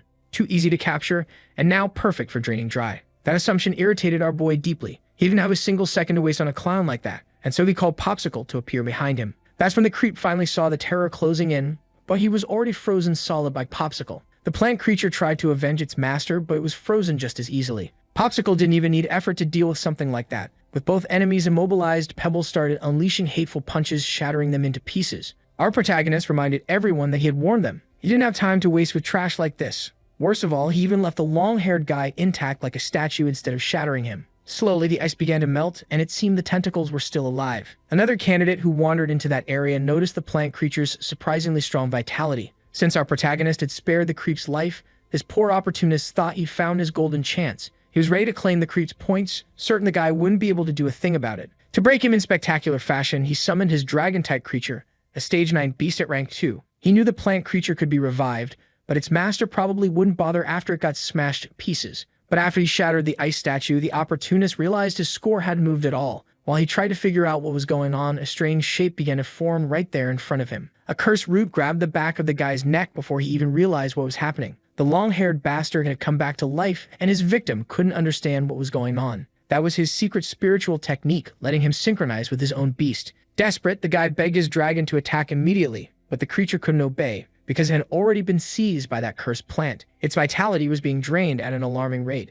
Running through the forest with his beasts, our protagonist was fully determined. If anything happened to his cousin, the one responsible would pay with their life. At that exact moment, she was being forced to defend herself from some candidates who were trying to take her down no matter what. Stacy was trapped inside a dome of energy and couldn't break free. The one responsible for that was the bald guy's creature, a black-scaled beast of ranking 3. There was no way to escape that prison of water from the inside. Now he was leaving the rest to the ugly girl, because if she managed to take those points, she would definitely reach first place. The girl asked if the bald guy couldn't finish the job because the girl inside was too beautiful. He went silent instantly, saying he wasn't interested in other girls. Because of that disagreement, they decided there was no need to rush. She was waiting for the big fish to finally bite her bait. That was what she wanted most. Before they noticed anything, spikes shot out from the ground. Even so, the bald guy used his water shield to prevent them from being violently impaled, and the ugly girl's creature shattered the dangerous formations. Our protagonist had finally arrived to enjoy himself, and he didn't like what he was seeing at all. He ordered them to get away from his cousin immediately. They noticed he had arrived with 2 beasts, which could be extremely dangerous for them. Even Stacy was shocked, but she didn't have time to dwell on it. She told him these opponents were tough and he needed to be very careful. But our protagonist was already in serious mode. The only thing that mattered was saving her,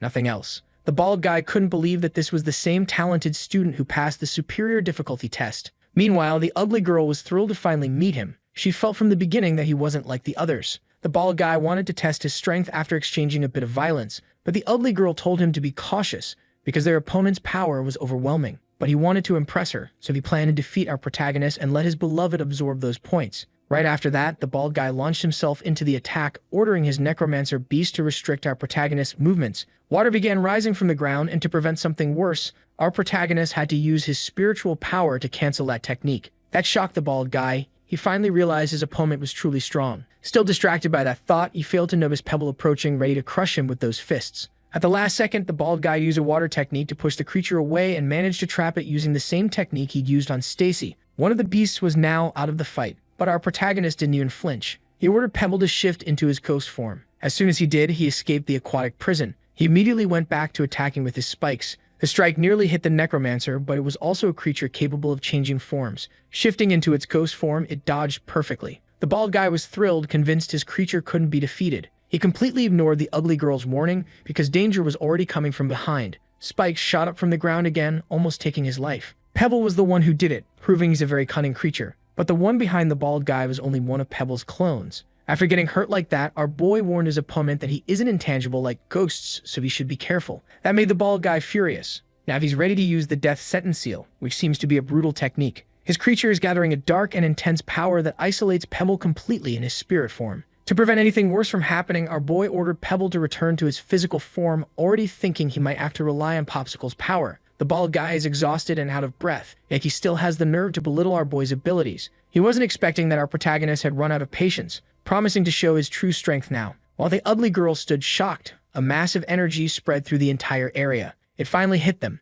This wasn't a fight they could win, and if they didn't run now, they'd be eliminated instantly. Trying to stop anything even more gruesome from happening, the ugly girl begged our boy to wait, suggesting they resolve this through conversation. That offer managed to catch his attention. She said that all of them were already in the top 10, so there was no point in fighting anymore since they'd soon become classmates. Popsicle was ready to erase the girl, just waiting for our boy's command. Realizing her words weren't enough, the ugly girl demanded the bald guy release their hostage. But he was afraid that once freed, the girl might team up with the enemy, leaving them without any guarantee of survival. Annoyed, she ordered him to obey immediately, and that made the bald guy cancel his water prison. Stacy could finally move freely. Her Firebird was also ready to jump back into the fight, but before anything else, she ran to our boy to thank him. He told her not to worry. While he was there, no one would lay a hand on her. Now he could focus his killing intent on what truly mattered. Just because they let Stacy go didn't mean he would spare them. That declaration made the bald guy snap completely, ready to unleash everything he had to strike back. But the ugly girl said she had something that could satisfy our protagonist,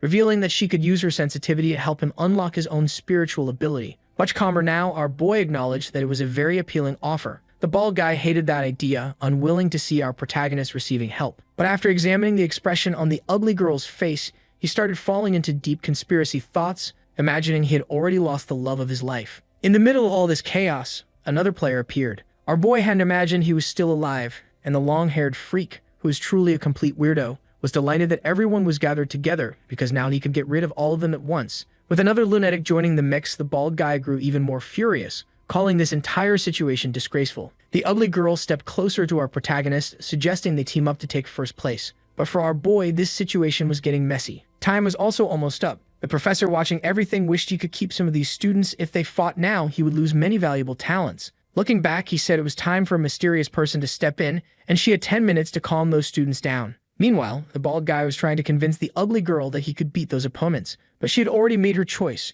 She really wanted to help our protagonist. That revelation completely shattered the bald guy's sanity, making him absolutely certain she must like our protagonist. Accepting that rejection inside his own head, he swore he would wipe everyone out at once. The long-haired weirdo was excited about that too, since he enjoys a bit of violence. Then a mysterious voice ordered everyone to stop, announcing that all of them had passed the exam and now needed to complete a special mission. A large blue portal appeared in the middle of the forest. From inside it, several people emerged. Because those young candidates were far more talented than the others, they would be compared to second-year students. If they lost the fight, they would still remain approved, but if they won, they would receive rewards. Stacy thought that was unfair since they weren't even first-year students yet and were already being challenged by second years. Not to mention that all of them had just gone through brutal battles and their creatures were exhausted. Our protagonist didn't agree with that complaint at all. He had already called out their new opponents, inviting them to come practice a little violence. The long-haired creep was also annoyed since he wanted to defeat his competitors, but now he had to redirect his attention. Same for the bald guy who wanted to unleash his frustration on someone else. The ugly girl was thrilled, believing she had finally become an ally of our protagonist. She looked at him with admiration, while he saw nothing but an ugly girl. Jealous of that, Stacy said that her cousin hadn't agreed to any alliance yet. Our protagonist was very interested in that new reward. It would strengthen his body and his spiritual power. And since only 4 students had been sent to fight them, while the candidates numbered 5, maybe they were being underestimated. He looked at the ugly girl and told her that if she wanted to be an ally, she would have to help Stacy. But both girls wanted to pair up with him. Reassuring Stacy, he said he would fight alone and the two of them would have better chances if they fought together. The first second year wanted to know which of the newcomers would face him. He looked like an athlete, confident he could handle more than one opponent at once. The bald guy had already chosen his opponent and was eager to crush him, hoping that with a show of strength he might win back the ugly girl's affection. The athletic student praised the bald guy's courage and after summoning his mantis, warned him to be cautious. His creature was already rank 3, stage 8. The maid outfit girl became interested in the long-haired creep because she found him attractive and wanted to fight him. Showing how twisted he was, he said he wouldn't go easy on her just because she was a girl. So she summoned her thunder lion, which was rank 3, stage 9. She didn't seem very sane herself and said she wanted to be hit with full force. Meanwhile, the ugly girl seemed to activate some kind of ocular technique. Among the remaining opponents, the other girl looked the weakest. That left for our protagonist a student who looked like a delinquent who didn't like our protagonist's haircut. Being perfectly polite, our protagonist asked his upperclassmen to go easy on him. Now the 2 girls with our protagonist would face a blue-haired student who actually complimented both their looks. She hated any woman prettier than her, so she wouldn't be holding back in this fight. That comment left the girls confused, because between the 2 of them, only one was actually pretty. Stacy is thrilled that our protagonist was victorious. That really is incredible. The other students who were defeated have already returned to reality, and many of them are disappointed. Blossom and Buttercup obviously were eliminated, but even so they're surprised by the outcome. Buttercup said there were too many geniuses in that dimension, and it would be almost impossible for side characters like them to advance to the next chapter, especially being drawn so modestly. One guy is disappointed because he played things too safely and still lost. Another is realizing his head still hurts a lot.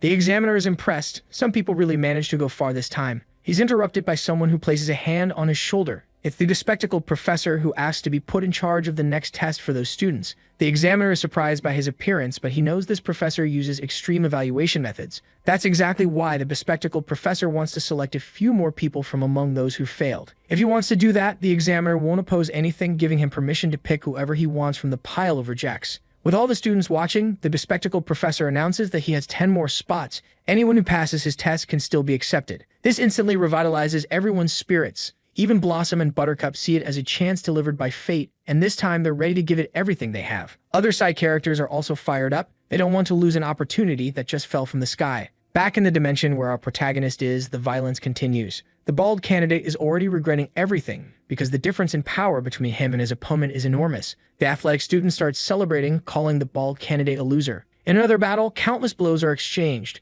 The depraved girl is impressed by how resilient the long-haired guy is. He managed to withstand many of her hits, but he's already lost this fight. All he can do now is regenerate and nothing else. She realizes he can't even hear her words anymore because of how much damage he took. Even the blue-haired girl is dominating. She can't believe she's standing above geniuses. Her creature is a berserker at stage 7 of ranking 3. So furious, she tells her opponents they should spend less time being pretty and more time training. Watching the test unfold, the bespectacled professor admits that the examiner's methodology is too harsh, but all of that exists to temper the spirits of warriors so they don't become arrogant too early. The bespectacled professor laughs at those words, because in the middle of that test, there seems to be someone who hasn't been affected by any of that. The creature of the delinquent is totally frozen and he can't understand what happened. Even seeing everything with his own eyes, he thinks it's impossible. But our protagonist won that duel effortlessly. He calmly approaches his upperclassman to announce his victory. After watching everything closely, the examiner is delighted. He believes he hit the jackpot this time. He's seen many geniuses in his life, but what they're witnessing now is as if the legendary 8 prodigies themselves were blessing this young man. It's incredibly inspiring. Even the bespectacled professor believes our protagonist has even greater potential and wants to become his teacher immediately. That's when the examiner reminds him that students who make it into the top 10 must follow the institution's rules. Inside the dimension, the poor student with the questionable haircut is still trying to accept his defeat, and Stacy is thrilled by our protagonist's victory, finding it truly amazing. The ugly girl, on the other hand, is extremely confused. She never expected our protagonist to have that kind of strength. All of this happens while the bald guy is lamenting his own defeat, promising that he will turn all that frustration into motivation and that he will get his revenge. The other upperclassmen now gathered can't believe our protagonist managed to win since he hasn't even officially become a student there yet. But our guy is overflowing with confidence, suggesting that anyone who doesn't believe him should test him while they still can. He even suggested that all 3 attack him right now, so there would be no excuses later. The athlete senior immediately ordered his mantis to attack, but Pebble wasn't going to allow that. The creature blocked the arthropod's strike with ease, and it was time for it to return the violence. The teachers already know those seniors are no match for our protagonist. If things continue like this, the second-year students will be completely crushed, and our guy will only make more enemies.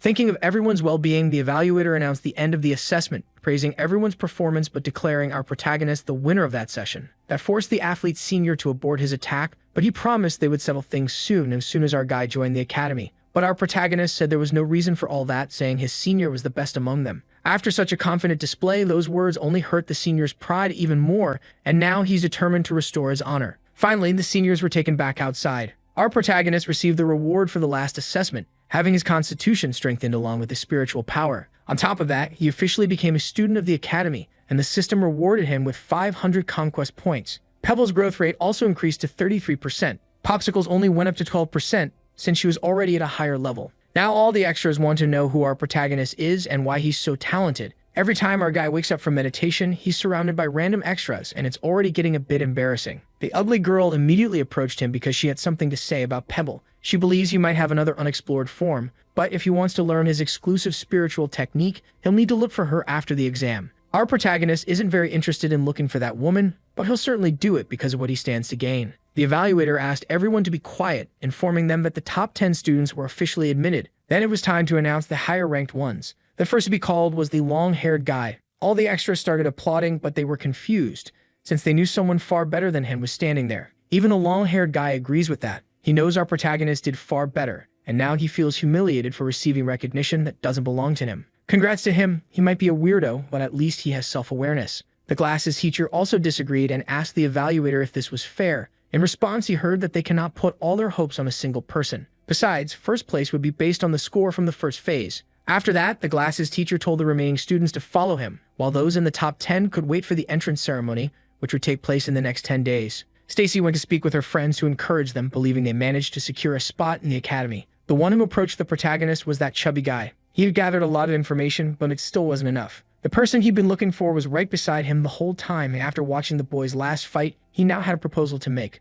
Our protagonist decided to hear him out, and the chubby guy wanted to become his lackey, an almost indecent offer for our protagonist. The opportunistic chubby guy kept insisting, saying he admired him deeply, but he was harshly rejected. Not to mention he hadn't even been accepted into the academy yet. Even so, the fat guy swore he would pass, asking his boss to just wait for him. The long-haired guy watched all of this with irritation. Now, our protagonist is outside, and Stacy suggested they do something fun on their free day to celebrate. The protagonist agreed. The last hours had been exhausting, so relaxing sounded great. Stacy then suggested they return to their city only the next day because she wanted to spend the night in town. Looking warmly at her, Linu agreed. That seemed to make the girl genuinely happy. But there was a big problem they needed to solve immediately. If they were going to stay one more night, they would need to pay for lodging. And our protagonist had spent all his money buying materials for that disobedient monster Pebble. Stacy wanted to know what was wrong, noticing her cousin's worry, and suggested they go eat something first. Without telling her the truth, he agreed, and they went to an expensive tamer-only restaurant. Once inside, our protagonist started getting really nervous. He didn't expect a place that allowed tame beasts to be present. Stacy had always wanted to visit, and she wanted to summon her beast too. After that exam, it deserved a good meal. He agreed, swallowing his fear about the bill. Soon the table was completely packed. Stacy was surprised by Popsicle's development. The first time she saw her, she looked like a little girl. Now she seemed like a gorgeous woman. Our protagonist claimed it was their compatibility that accelerated her growth, but he knew it was the system's doing. He thinks he'll tell the truth someday, but for now, he'll stick to that explanation. Stacy wanted to learn more from him, but decided to place her order first. She carefully looked over the menu, and every price on it was terrifying for a broke protagonist. Pebble didn't care at all. He was already excited for food. Popsicle, meanwhile, seemed to like the Firebird and was gently petting it. The waitress finally approached the table to take their orders, and Stacy, thrilled, ordered a huge meal, pushing the protagonist to the brink of collapse. 5 minutes later, everything arrived at the table. Everyone's excitement was obvious, but our protagonist was devastated. He would have preferred to fight a demon beast rather than face a situation where he had to spend money he didn't have. The creatures stuffed themselves. Pebble's stomach was swollen like a drum. Our protagonist had no idea what to do now and even considered running away without paying. The waitress brought him the bill, a total of 37,000 coins. Stacy immediately offered to pay, saying she had savings and wanted to treat them. The waitress was shocked by the gesture, while our protagonist silently thanked every deity that existed. Outside, the sky was already shining with stars. Stacy admired the beauty of the city at night. Just thinking about studying there alongside her cousin in the future filled her with joy. Linny realized it was time to start making real money, but taking on missions at this point might already be too late. While they were walking down the sidewalk, they passed by a very lively establishment. The place was called the Circle of Death, and it immediately sparked curiosity in both of them. Inside that venue, creatures were put to fight, and a big crowd was gathered there to enjoy that violence with rules. The creature that came out victorious was at stage 2 of ranking 3, and it seemed very strong. The announcer for the night wanted to know if there were any more challengers, because whoever won would receive the full prize. All they needed was to pay a registration fee of 300 coins. The prize was 50,000, and our protagonist immediately realized this was a great opportunity to make money. Within seconds, he and Pebble were ready to go after that reward. Pebble was extremely confident because there's only one thing he likes more than violence, and that thing is more violence. Stacy was shocked when she found out our protagonist was actually entering that competition. But for him, if they were offering that much money, there was no way he could ignore such a good chance. Since there was a small power gap between him and his opponent, he decided to make some minor upgrades to Pebble's strength. For that, he would use the system. After spending 780 conquest points, Pebble advanced to stage 3 of ranking 3. The higher the level, the more expensive the upgrades become. Stacy noticed Pebble had just gotten stronger and wanted to know how that happened. Our protagonist said it might have been a result of the good meal he had earlier that night. Now the girl was extremely motivated, believing our protagonist really could win. The announcer called out that a new challenger had appeared, asking the audience to applaud his courage. He introduced the weird-looking boy and his equally strange red-haired beast, who were now stepping into the circle of death. People in the crowd thought the newcomer must be completely insane, since Pebble didn't look like a particularly strong creature. Standing across from Pebble was a large creature with 4 arms.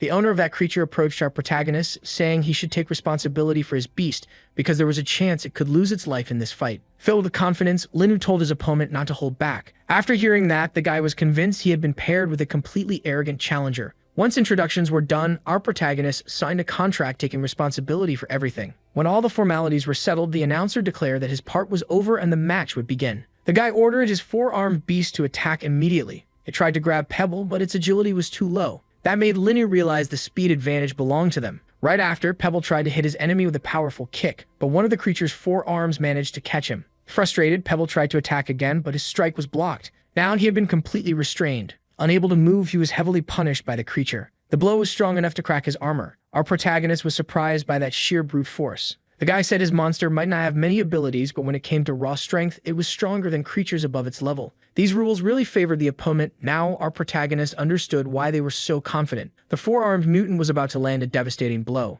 But Pebble was not defeated yet. He immediately started moving to escape. Even so, he was grabbed by one of its legs, giving the other arms the chance to strike him once more. The extra on the other side isn't impressed at all with Pebble's physical abilities. Even the crowd is already calling it a massacre, which leaves Stacy really worried. If our boy were allowed to use abilities, Pebble's ghost form would solve everything. But the rules don't allow that, only raw physical strength. Even so, he remembered the ugly girl's advice. The last time Pebble unlocked a new form was when he was in danger, so Linu decided to push things a bit further. He asked his creature if it was really fighting with everything it had, because he wanted to know whether Pebble would always depend on another creature's power to win. Lying on the ground, Pebble was seconds away from having his head crushed by the enemy. But right before that happened, he found hatred buried deep in his heart. He jumped up, landing a devastating blow on the mutant creature. The impact was so strong that the rocks wrapped around his arm began to crumble. Pebble no longer had any rocks left on his body. He had transformed once again. This was the form of the Ghost General, but it would only last for 1 minute. His defenses were lowered, but his speed had quadrupled. The surprise transformation was finally achieved, proving that the stone armor could be discarded depending on the situation. With his massive boost in speed, hitting Pebble became nearly impossible, but the extra on the other side was still confident. He believed his creature would land a hit until Pebble vanished in front of everyone. The extra began slowly losing control of himself in absolute fear. Pebble was now free to attack however he wanted. The mutant tried to fight back, but it couldn't even see what was happening. Pebble, meanwhile, was clearly enjoying himself, relentlessly bullying the creature with overwhelming violence. With only 10 seconds left in that form, our boy ordered Pebble to finish the match. Pebble closed in for the final blow, executing a lightning-charged strike. The four-armed mutant collapsed onto the ground, defeated with a deep scar carved across its chest. Thanks to this victory, Pebble advanced to Stage 4 of Rank 3 and unlocked this new attack. His body then reverted back into the stone armor. Deeply disappointed, the extra was still trying to understand what had happened. The crowd was also confused. What they had just witnessed was terrifying. The announcer finally prepared to declare the winner. To our protagonist's surprise, the four-armed mutant was announced as the victor. The crowd also felt something was wrong. They knew exactly who had won, but some people were claiming that our protagonist broke the rules by using an ability. That's what the announcer declared. Since Pebble used a sole ability, they were disqualified. Many people didn't agree at all, saying Pebble only dropped his armor, and that the decision felt extremely unfair. Still, this result brought some relief to the competing extra, who said it wouldn't be so easy to walk out the prize. Our boy accepted the loss calmly, but immediately challenged his opponent to a one-on-one fight. The winner would take the prize. Being challenged boosted the extra's confidence. Meanwhile, the announcer hyped the crowd even more, revealing that the extra was actually a former professional fighter. The crowd went wild. If there's something they love more than violence, it's watching blood spill. Our protagonist said that a fight between the two of them would be far more interesting than a fight between creatures. Pebble was still upset about the outcome, but our boy told him he was already a winner, and now it was his turn to secure a victory too. As soon as he heard those words, Pebble's whole mood changed. The announcer looked at the fighter, realizing the challenge had been accepted. Our protagonist is the first person to challenge him like this, and if he manages to win, he can take the entire prize. The poor fighter is convinced he's going to teach Linyu a lesson. The crowd is shouting in unison for blood to be spilled, and Stacy is extremely tense about all of this. The fighter has already taken his combat stance because he wants to enjoy himself for real. Out in the streets, the bald guy and the ugly girl are walking together. He can't believe his friend is in love, and she says she only sees him as a friend. That comment hurts his ego deeply, because he refuses to believe he's inferior to our protagonist. Walking away from him, the ugly girl says she's responsible for her own decisions, suggesting that the bald guy return to the hotel and get some rest. He watches her walk away with great sadness. Continuing on his lonely path, the bald guy promises to himself that he will surpass our protagonist. That's when he hears someone calling for help. A girl lying on the ground seems to have been attacked. Since the bald guy is desperate to vent his anger, he kicks the creature that seems responsible for this. He immediately goes to help the girl, asking where that dangerous creature appeared from. Then a mysterious voice from the rooftops says there is no such thing as a dangerous creature in this world. The mysterious man jumps down to the ground. This makes the bald guy even more worried, because this man seems dangerous. Like a typical villain, he starts a speech about morality, saying that if a beast is used by humans, it's considered good, and if it isn't, it's considered evil. But the bald guy is too dense to understand any of that. The villain says beasts live much longer than humans, and since many of them are loyal, sometimes they refuse to take a new master after losing their first one, living a life of loneliness and sometimes being labeled as dangerous. But the bald guy has no patience for this kind of speech and immediately calls out his creature to deliver some violence. Only then the villain recognizes him, saying the bald guy's name is Tan Yang. This leaves him confused, because that's the name of his grandfather. The bald guy suggests the villain surrender now so his punishment can be lighter. Before the violence begins, the villain tells his creature to step aside. A sinister energy begins forming at his fingertips, and with it, he touches the forehead of the fox that had been defeated. Whatever he's doing is causing a chaotic reaction. The fox is engulfed in a dark, malevolent energy, transforming completely, and the bald guy is not understanding any of this. The villain says he had wanted to find the bald guy earlier, but since they have crossed paths here, he'll see whether the guy is worth using. But the bald guy is now filled with deep terror, because that fox has turned into a demonic creature. After separating from the bald guy, the ugly girl finds the circle of death. She hears the screams coming from inside and becomes curious. What she sees is surprising. Our protagonist is inside the arena. She immediately starts cheering for him, not realizing she's standing next to Stacy. Eventually, the two of them realize what's going on. The fighter is bragging about all of his achievements, but our protagonist knows the average constitution of a person ranges between 2 and 4, and that guy is probably at most an 8. After all that showboating, the fighter knows most people would already be shaking in fear. Even so, he guarantees that our protagonist can throw the first punch so he can understand the difference between them. The announcer encourages our protagonist to do it, telling him to be cautious because he might end up breaking his own hand. Full of confidence, the guy told the crowd to keep their eyes on him, and our boy promised he wouldn't hold back at all. He aimed straight for the guy's face, which was immediately crushed in a violent blow. The force of the impact also sent his body flying, making him crash into the middle of the audience, most likely unconscious. The poor soul won't even remember what happened that day. The lights are on, but nobody's home. The announcer panicked, since the house fighter had been defeated with a single hit. Stacy and the not-so-pretty girl were celebrating the victory, but quickly realized what had happened. Since the two of them are romantic rivals, they immediately stepped away from each other. Faced with the defeat, the announcer made up another rule, saying that since he hadn't officially announced the start of the match, our boy was disqualified. That triggered an enormous murderous intent from our protagonist, who intimidated the announcer and made him change his mind instantly, declaring Linyu the true winner of the duel. Thanks to that, our guy earned 50,000 coins, more than enough to pay for the night in the city. As soon as he left the arena, he was greeted by the girls. The less attractive one told him he did great and admitted she didn't believe he would win. Then Stacy appeared, questioning why the two of them were standing so close. But the girl came prepared. Since she and Linyu had once been on the same team, she said it was fair to say they were still partners. Since they'd all be in the same class soon, she wanted to introduce herself properly. Her name is Guixino. Incredibly hard to say, but calling her ugly girl is getting old, so Becky will be her name now. Linyu's cousin didn't like that at all. He wanted to know what the girls were doing there. Becky explained she'd been looking for him so she could help awaken his exclusive soul ability, but only if she were treated as a friend, then she'd help him. To get that done, our boy suggested they find a quieter place. A few hours later, he had no idea how the three of them ended up renting a single hotel room together. Still, it was time to begin. Not what we wanted, but what the plot is delivering. Becky said her exclusive power is called perception. She awakened it at 7 years old, sensing things normal people ignore, like future events or auras. Stacy had never heard of such an ability and thought it was amazing, but our protagonist wanted to know how she could help them. Becky asked him to close his eyes. Without hesitation, he obeyed. She approached to perform the process, which immediately sparked Stacy's jealousy, but Becky told her to be quiet.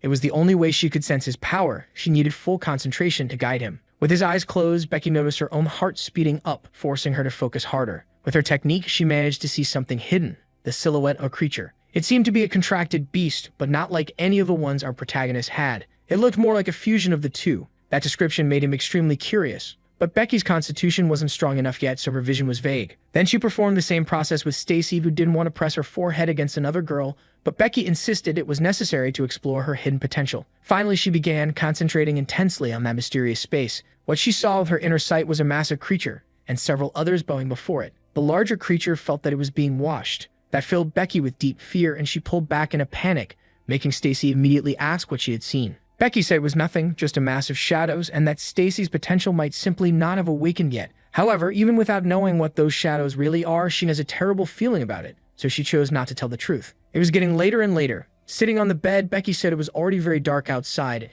and she was just a defenseless girl who could run into dangerous people. She believed her new companions would certainly let her sleep there. Our protagonist was still confused, but his cousin was overflowing with anger. In the end, all three of them would sleep in the same room. Our boy ended up in the middle of the bed between two women, and that strange situation made it impossible for him to sleep. But the girls were also very alert, ready to act at any moment. The poor guy just wanted a night of rest, and now he was caught in the middle of a war. To distract himself, he started thinking about merging his two creatures. It was time for Pebble and Popsicle to finally become good friends.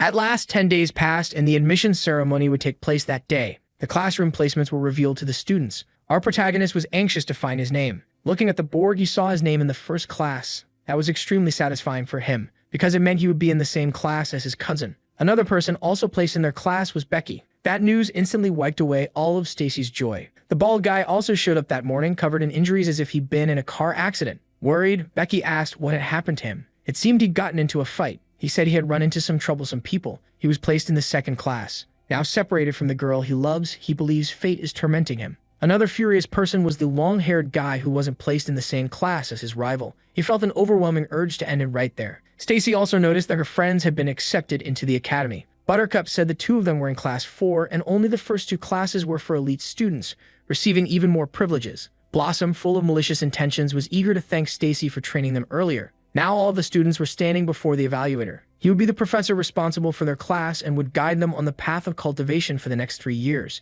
Since they will have many different subjects, he said they are free to attend or skip classes as they wish, but he had only one request. Even if they skip classes, they must not stop cultivating, because there will be periodic assessments that could lower their rank. The top 3 students would receive a bonus of 100,000 coins, and that news made our protagonist extremely happy. Stacy was shocked by the amount because with 2 bonuses, she could buy a high-level beast. The professor also said there were many clubs in the academy, and the students should explore everything the school offered. There was also a mandatory program they needed to join, the virtual combat system, capable of hosting thousands of students at the same time. That would allow them to gain real experience and raise their beasts' levels. Because it's virtual, they could fight students from across the Federation. With that, they could earn great rewards and gain points to determine their ranks, bronze, silver, or gold. Our protagonist realized he needed to strengthen Pebble so it could reach the same level as Popsicle. When he returned to his quarters, he ended up trying something. He wanted the creatures to fuse, but that command failed because there's a difference in their levels. Now the teacher had nothing else to say, so he dismissed the class, and our protagonist is really eager to find out how virtual combat works.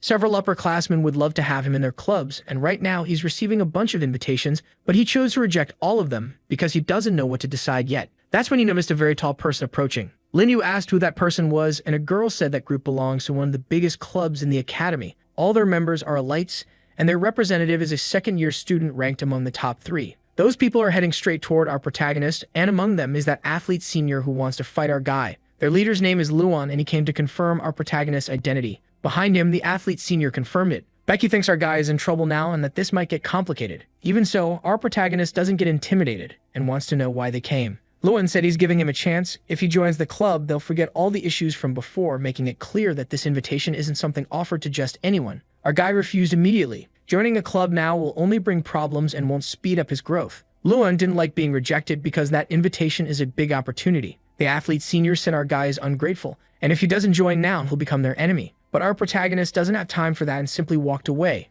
ignoring all of them. That awakened a murderous hatred in Luan's heart. Becky now understands why she became so interested in him. Stacy is worried because this might cause future problems, but our guy still doesn't want to join any club right now. He finally went to see the virtual combat room. A bunch of people are already there training. Our protagonist decided it's time to try it too. Stacy is with him because she doesn't want to fall behind. After beginning the meditation, our protagonist slowly opened his eyes. He's now in another dimension. Here he can see his basic stats. For now, he has no victories, and his rank is very low. He decided to set a small goal, to reach the top 10,000. His first battle will start soon, and the system told him to get ready. The scenery completely changed, and now his new opponent is standing across from him. Linyu was impressed with this place, a huge open plain. The opponent asked if this was his first time, wanting to know if our protagonist is just a student. Linyu confirmed both things. His opponent felt like he could take advantage of that. Every year, lots of newcomers enter that system at the beginning of the semester, and today must be his lucky day. After summoning his beast, the guy is sure he'll get a few free points, but the creature is only rank 2, it's not even worth an extra page in this chapter. Feeling motivated, the guy thinks he'll have a great fight.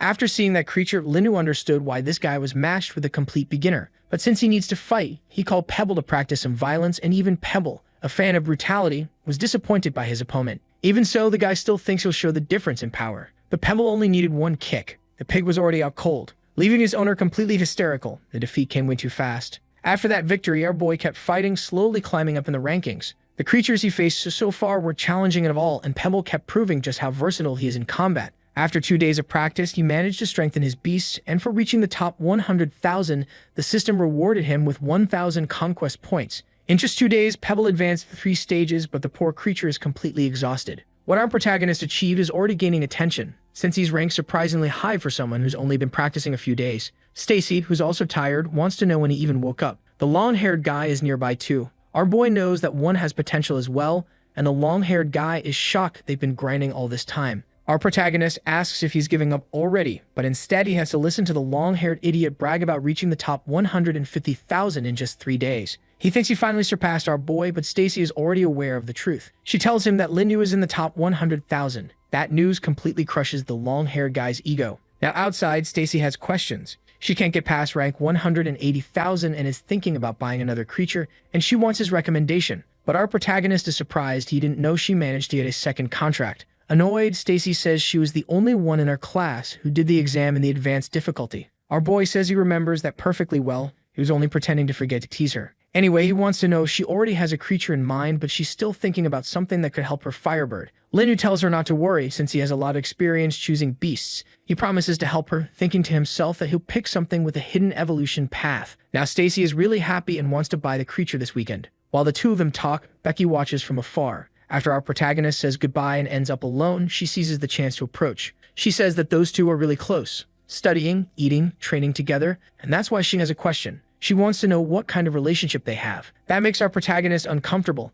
and he dodges the question, saying he's heading to his room to rest. But Becky grabs his hands, saying he might be in danger soon. She says the bald guy was attacked recently by a mysterious person, and from what she heard from him, all first-year students are potential targets. Our protagonist wants to know who these people are and what they want, but Becky can't say. All she knows is that they're strong and have techniques that can turn beasts into demons, so she wanted to warn him. He thanks her and heads off to rest. Thinking about what she saw inside Stacy, those shadows, Becky becomes worried for her. After resting enough, our protagonist returns to his goal of reaching the top 10,000. With little practice time and using Popsicle's power, he's only 2 ranks away. The mysterious attacker who beat the bald guy is watching something closely on his computer. He's already tracked our protagonist's progress and finds it very interesting. It's time to send someone to test him. Meanwhile, Linu keeps practicing. His opponent this time is a masked man bearing the symbol of that strange group. Linu wonders since when wearing masks in battle has become trendy, but the man doesn't answer anything. He simply summons his beasts, both rank 4, stage 1. He said his opponent also had 2 creatures, but that didn't bother our protagonist at all. He summoned Popsicle and Pebble for the fight. Facing 2 creatures at rank 4, he realized that higher rank opponents are extremely powerful. The masked fighter already knew he was fighting Linu and was impressed that he had climbed the ranks so quickly. But he claimed Linu had only faced weaklings until now. Only after this fight would Linu truly enter the top 10,000, and after that he'd be qualified to work for their group. Hearing of a strange invitation, Linu got annoyed and told him to start the battle already. The masked fighter wanted to show the difference in strength between them. His fish immediately launched a water attack, but Popsicle blocked it with an ice barrier, giving Pebble an opening to attack and shatter all that ice. The turtle on the other side responded by shooting out spikes. Feeling the danger closing in, Pebble shifted into his ghost form to avoid taking damage. The turtle then turned itself into a rolling bulldozer, trying to run Popsicle over, but she defended with another ice barrier and pushed the turtle back. Then she noticed the other creature approaching. The cursed fish was trying to hit her with filthy water. Trapped inside the liquid, she realized the turtle was charging again. Pebble tried to block its advance by creating spikes in its path, but they weren't enough. The turtle kept coming. Popsicle already knew what she had to do. She'd unleashed a massive ice attack, freezing part of the turtle's shell and forcing it to retreat before it was completely frozen. The masked fighter was impressed, saying Linu truly had skill, but Linu knew he had been on the defensive the whole time. His opponents were working together with perfect coordination, and he needed to improve the synergy between his own creatures. The masked man warned that the real fight was only beginning. The turtle coated its body with mud while the fish sprayed water over it, causing the mud to change properties. A heavy armor formed around the turtle's entire body. Linu had never seen a technique like that. Once again, the turtle charged in its rolling form. Pebble, furious, went in to strike, while Linu ordered Popsicle to use her extreme cold domain. She began freezing everything in front of her, even managing to freeze the turtle's armored body long enough for Linu to deliver a powerful strike, but even that wasn't enough to cause real damage. The masked fighter explained that spiked turtles naturally had higher defense than most creatures, and with frozen mud armor it was harder than metal. To melt the ice, the fish began spitting boiling water, something that shocked Linu. The turtle broke free and started moving again. Popsicle couldn't use the same technique in such a short interval, so Linu relied on his defensive studies. A massive collision happened. His shield shattered completely. The masked fighter believed victory was near. Popsicle was furious about what had happened, but Linu told her it was fine. They had lost fairly, and they still had room to grow. The masked fighter was impressed by Linu's courage, risking his own life to protect his creatures. That, he said, was exactly why the boss had his eyes on him. He has no idea what that masked man is talking about. Because of that, the masked man told him to join their group, the Symbiosis Group, saying they could help him awaken his hidden potential. From the name alone, Linu is sure this isn't a group from the Academy, and he wants to know what their real objective is. But the masked man said he only needs a yes or no answer. Since time is short, he needs it now. Our boy refused the offer, saying he wants to defeat this enemy using his own potential. The masked man accepted his answer, saying he'll wait patiently for him. News of his defeat started spreading, and some people already think he isn't as talented as they thought. The long-haired student is watching everything unfold online, noticing that our protagonist now has a lot of haters. But when he approached him, that wasn't the topic he wanted to discuss. He immediately asked if Linu had met the Symbiosis Group. Linu even asked if the long-haired guy had joined them, but he said no. Anyone who tries to brag in front of him will become a target for revenge. That made our protagonist ask if he knows the origin of that group. He doesn't yet, but promised to find out soon. It seems there are several people involved in that organization, and maybe Becky warned him about them that day. Now our boy wants to meet the masked guy again to get more information, because he has a bad feeling about this. At the moment, Pebble is at stage 7 of rank 3, and Popsicle is at stage 2 of rank 4. With his conquest points, he could strengthen Pebble, but he still needs the required materials. To get everything, he'll need to spend 400,000 coins. While he was distracted thinking about that, the chubby guy found him. He had heard about the defeat. Linu said he's not invincible, and since the chubby guy is well informed, he asked if he knows where to find high-level earth essences and nutrient stones. The chubby guy said those items are treasures and asked how many he needs. Linu said he wants 30 of the first item and 3 nutrient stones, which shocked the chubby guy.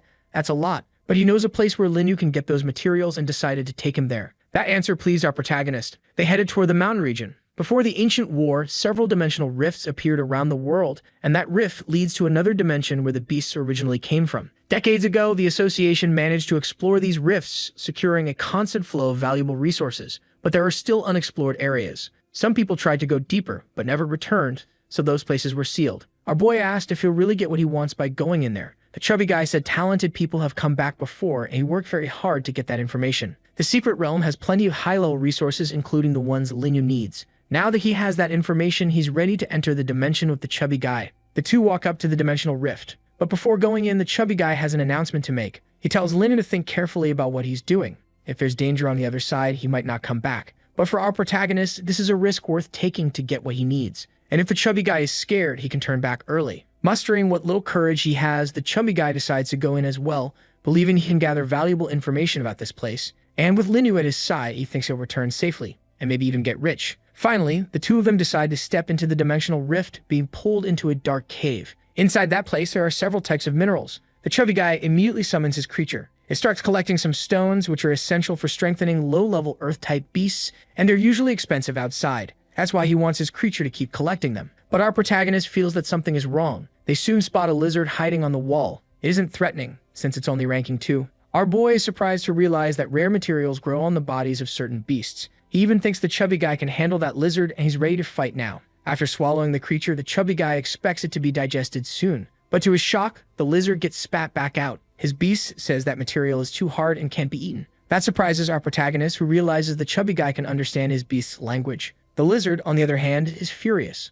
Now our protagonist is completely surrounded by these little creatures. The chubby guy panics because he knows his beast isn't good for this type of group battle. But our protagonist is already prepared. He calls Popsicle to have some fun, and she freezes the enemies. Then Pebble shows up to crush their bodies with pure violence. The chubby guy is thrilled because now he can collect resources without any worry. He says he'll gather everything for our protagonist and keep 70% when they leave, but our boy tells him to throw those items away. The chubby guy is horrified because he knows they're valuable, but our protagonist knows the chubby guy's beast can't carry much and low-level items aren't important.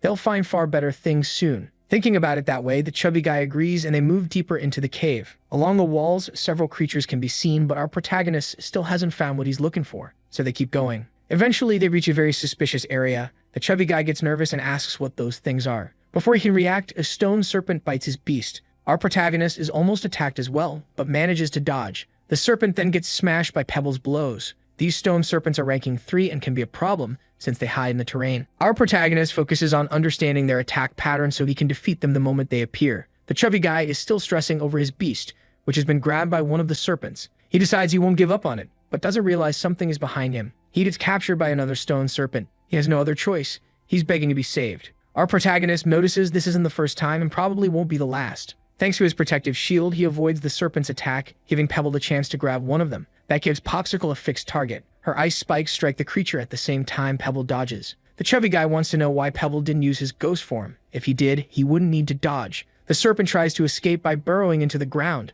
but Pebble grabs its tail. That gives another serpent the chance to strike him from behind, but Pebble is too fast and avoids the hit. The creature he let go tries to attack from behind again, and the chubby guy shouts a warning. Even so, our boy wants Pebble to hold on a little longer. Finally, it's time for Popsicle to jump in. She freezes everything around them while Pebble switches to his ghost form. The enemies are finally defeated. Now the chubby guy understands that Pebble was being used as bait so Popsicle could finish the job. With the enemies frozen, Pebble shattered their bodies using the wonderful power of violence. At last, our boy got the essences he was looking for, only 28 more to go. Meanwhile, the chubby guy and his creature are still in danger. They were dragged deeper into the cave, into a lower chamber. Not knowing where they are, he panics when he sees countless pairs of threatening eyes. Dozens of stone serpents are closing in, and now he's fully regretting this dangerous trip. Then a beam of light suddenly breaks through from above. It's our protagonist. The chubby guy's heart fills with joy because he's about to be saved. Since he still needs 28 more stones, our protagonist basically found a gold mine. Down on a lower platform, the chubby guy insists he never doubted our boy's heroism. But since he's surrounded by stone serpents, he's desperate to be saved fast. Our boy orders Popsicle to take action. In the middle of that fierce fight, the chubby guy even asks his creature if she also thinks they're going to die there. Thanks to all that brutal attacking, our protagonist is gathering all the resources he needs. He's targeting juvenile serpents. They're much weaker than the adults. After defeating them all, he hears the chubby guy sigh in relief for surviving. Now the chubby guy is completely charmed, seeing him as a true savior. His admiration doesn't last long though. More serpents appear. The chubby guy loses his mind again, since he's always the target. Our protagonist orders Pebble to save him immediately. Pebble grabs the creature and the chubby guy midair and drops them safely on the ground without much gentleness. Now Pebble can go back to what he loves most in life, living for violence. Our protagonist feels the creature's rage. It's time to seize the opportunity. Popsicle and Pebble need to show the results of their training. The stone serpent lunges. Popsicle dodges the attack, but Pebble simply becomes a ghost. With perfect distance, Popsicle used another technique, creating chains of ice to bind the creature. Unable to escape, it's time for Pebble to deliver some free violence. He even uses his ghost general form, smashing the serpent's head with brutal force. With another victory, Pebble reaches stage 8 of rank 3. Since they completely destroyed the nest, our protagonist receives 500 conquest points from the system, plus 10 earth element stones and 1 nutrition stone. A very satisfying haul. Just a bit more and Pebble will become even stronger. The chubby guy appears to praise everything that happened, and it's time to continue treasure hunting. But then a person reveals himself, saying that the battle was incredible and acknowledging that Linu truly deserves his attention. Our protagonist has no idea who this person is or how he knows his name. Feeling the danger, the chubby guy refuses to approach. That mysterious man begins talking about his identity, confident that our protagonist must have heard something important before. The symbiosis group. Hearing those words shocks our boy, and the moment he hears them, the chubby guy panics completely. Our protagonist never imagined this stranger would know about that group, but the chubby guy knows a lot of things. 2 days earlier, the long-haired guy had asked the chubby one to investigate this matter. These people attack beast hammers and steal their creatures. Their argument is that they're protecting beasts. Their doctrine is granting freedom through symbiosis. Behind that mysterious man stood a large beast, the same one that beat up the bald guy. The stranger explained that ever since the catastrophe centuries ago, beasts from other dimensions started entering the human world. Those that could be tamed were welcomed, while the untamable ones were labeled dangerous. He disagreed with that, and honestly, he wasn't wrong about everything. He claimed human society is obsessed with judging others and categorizing entire species through arbitrary standards. This world was extremely unfair, and the symbiosis group sought to end that injustice. He then said that our protagonist had remarkable talent, and that he wanted to help him reach his full potential. He only needed to join the organization. He even promised to help both creatures achieve king status. This shocked our boy. He didn't expect anyone else to know about that secret evolution path. Something didn't feel right. He agreed some injustices existed, but he didn't want to join a group that manipulated others. The chubby guy warned him not to listen. He had investigated this man, and they used fancy speeches to deceive people. They were nothing more than terrorists. If they truly had the power they boasted about, they would have destroyed the association long ago. Seeing they didn't believe him, the stranger decided to demonstrate his power. His beast brought over a baby rock serpent. Slowly, the mysterious man interacted with it. Within seconds, the serpent began to change. A terrifying roar echoed through the cavern. The man had performed some kind of transformation, freeing the serpent so it could be reborn full of power. Releasing its true nature was, according to him, the first step toward evolution. Lindu noticed the serpent's rank had risen by 3 levels, and judging by the technique used, this man was likely the one who attacked the bald guy. The serpent was now ready to attack the humans. It launched a powerful charge at them. Smoke filled the cavern. Popsicle used her ice to shield everyone. The chubby guy knew this time they were in serious danger. If he had known the day would end this way, he wouldn't have let his creature enjoy a huge meal beforehand. Since he could understand beast language, he noticed the serpent screaming in pain. Its whole body was in agony. He shared this with our protagonist, who was shocked. For a group claiming to fight for equality, they were simply controlling the weak for their own gain. Even so, the serpent kept attacking desperately. Linu told Popsicle to freeze the creature and ordered Pebble to use the opening to find its weakness.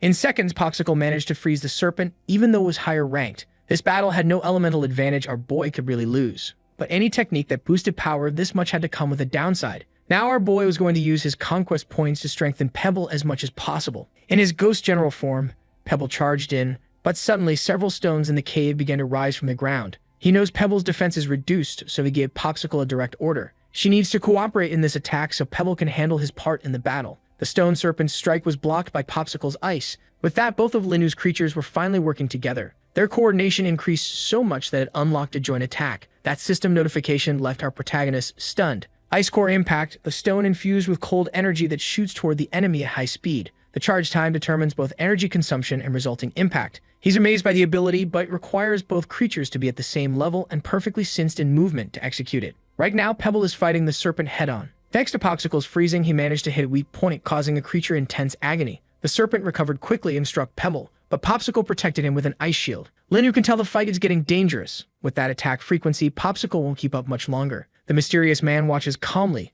convinced the humans will lose soon. With no other choice, Linu told his creatures to use the combined attack. They need to end this fight now. He also told the Gordonho to use his beast to distract the serpent. He needs time to charge a powerful strike. The Gordonho hated the idea, but there's no alternative. Lenny was even harsher. If they waste time, they all die. Motivated by fear, the Gordonho commanded his monster to use its acid attack. The creature spat a ball of corrosive vomit that burned through the serpent's stone scales. Linu's charged attack was almost ready. A massive stone infused with icy energy formed in the air. Popsicle and Pebble were prepared to finish the fight. He gave the order. The giant ice-charged stone crashed down like a meteor. Ice spread across the cavern, but his shield kept him, the Gordonho, and the Gordonho's creature safe. Then he heard the serpent's cry. Even after that strike, it was still alive. But Linyu needed to know its condition. The Gordonho, able to understand monster speech, realized the serpent was in agony. It was begging for help. There was no choice but to end its suffering. Linyu closed his eyes, gathered spiritual energy into his fingertips, and ended the creature's life as humanely as possible. He earned 1,000 conquest points and several evolution materials. Now Pebble could grow even stronger. The extra items were useful too. But despite all the gains, he felt deeply uneasy about everything that happened. The mysterious man finally approached. He sensed how irritated Linyu was. He said Tamers always rely on killing wild beasts to get materials. But Linyu had no patience for that hypocritical speech. He was ready to go back to violence, but he took a deep breath before acting. He knows hunting is necessary, and when a tamer meets a powerful creature, it often becomes their meal. The world is naturally unfair and full of contradictions. What he truly despises are hypocrites like this man, people who talk about equality and freedom but only want to impose their beliefs on others, exploiting the weak for their own ideals. This symbiosis group is made up of hypocritical people who think they're better than everyone else. The man said they're now at a major crossroads. But that girl who carries demonic energy, she's probably already wishing she could contact him. Our boy realized he was talking about Stacy and he became completely furious. But that mysterious man is truly devious. That made our protagonist try to attack him. He had Popsicle use her ice chains, but they couldn't catch anything at all because that man had vanished completely. After that whole ordeal, they returned to the academy. Our protagonist couldn't find his cousin, and now he's searching for her in a panic. That was when Becky appeared with the bald guy. She immediately noticed he seemed extremely anxious, while the bald guy still can't understand why she's so concerned about him. Becky decided to get closer to find out the reason, which only made the bald guy even more upset. As soon as she approached Linyu, she asked why he was acting like that. He revealed he had met the man who attacked the bald guy, and he believes the next target will be his cousin. Becky was shocked to hear that because she had seen the girl earlier and knew she had gone to the virtual practice room. Our boy said he was heading there immediately, and Becky decided to go with him. Once again, the bald guy was completely ignored, and he has no idea why things keep going this way. The chubby guy ended up approaching him to say they had encountered the symbiosis group and that they're planning to attack Stacy. The bald guy erupted with rage. He won't let something like this happen to anyone, and he decided he's going to help. Now all of them are looking for Stacy, who still hasn't shown up. Seeing the commotion, the long-haired guy said he knows where she is right now, but demanded that our protagonist beg for it. Maybe if he's in a good mood, he'd give the answer. But our boy was consumed by a murderous intent and forced the long-haired guy to spit out the truth. After being brutally intimidated, he admitted that he had seen her earlier. She and Buttercup had gone to buy materials for their beasts. Our protagonist called the other girl, but her phone didn't connect. So he told the chubby guy to alert the academy because everyone needs to start searching for her immediately. Stacy finally woke up. Something had happened. She had no idea where she was, and right in front of her, she could see Buttercup unconscious. Only then did Stacy realize that her body was restrained. In front of her stood a masked man, but she got no idea who these people were or why she had been captured. When she demanded answers, the masked man said he'd like to be friends with her. He claimed they were members of the symbiosis group, but Stacy would never become friends with people who kidnapped her like that. She tried to summon her Firebird, thinking she could easily break free from the plant-type creature binding her. But before she could do anything, she felt a surge of intense pain. The hooded man told her she was poisoned, and if she didn't want to become crippled, she better not use her spiritual power. Stacy decided to wait until the poison wore off. She then asked what these weirdos wanted with her. The masked man said the reason was simple. They wanted her to join their organization as well, because they needed her strength to break the shackles of this world. They had heard she possessed a unique technique capable of turning beasts into demons. That's why they needed her cooperation, and why she should answer their upcoming questions sincerely. In truth, her Firebird can transform into a demon, but that's the creature's own ability. The masked one didn't like that answer, and he's convinced Stacy is refusing to tell the truth. So he's going to resort to more specific methods. That left her genuinely terrified, because she really has no idea what they're talking about. In the middle of the interrogation, a door opened in that place. Our boy arrived filled with anger and ordered them to put the girl down. Beside him was a small wolf no one knew the origin of. The moment Stacy saw him, her heart overflowed with joy. The masked captor knows his boss was supposed to meet him in that dimension, so he can't understand why our protagonist is here. Our boy quickly recognized his opponent. They had met in that virtual battlefield. The masked one realized why he had been found. It was because of that mysterious wolf. With its keen sense of smell, it can locate people easily. It belongs to the association's search team. But now that our protagonist is here, the masked one decided he'll capture 2 rabbits at once. His monster started roaring. Stacy warned her cousin to be careful because that creature produces a venom capable of shutting down spiritual power. The tentacles swam toward him, but our boy dodged with ease. Even so, the attacks didn't stop at all. He needed to channel his power to summon his creatures, which now appeared on the battlefield. The masked one said this isn't a virtual battle this time and things might end in a drastic way. His turtle already had its mud defense active. He ordered it to attack, but unlike last time, the creature seemed to be concentrating heat. The villain didn't believe our protagonist stood any chance, and Popsicle was struggling with the flames. The masked one said that if our boy surrendered, he would lose only a few things. Because of the intense heat, he couldn't rely on Popsicle's strength. Pebble would need to be the main attacker. But before this battle, Pebble had already met every condition for evolution. All he needed were the nutrition stones. After consuming them, Pebble began to grow much stronger. His appearance became far scarier. Stacy was shocked that her cousin's creatures evolved so frequently. She also noticed the turtle seemed afraid to enter the fight. The masked one noticed too he had never seen his turtle act like that. Such behavior shouldn't exist. Since they share the same type, there shouldn't be any resistance between them. But Pebble is no longer just an Earth type. After evolving, he awakened earthly majesty, divine intimidation over other Earth-type creatures. That's why the turtle was now slowly panicking, utterly terrified of Pebble. The masked one became furious. The best plan now was to recover the girl and run. The hooded man made his plant creature grab Buttercup and also Stacy, who had already been restrained. But she refused to become a burden to her cousin, and she believed the toxins had worn off. Because of that, she managed to summon her Firebird. The creature destroyed the plant's tentacles, freeing both girls at last.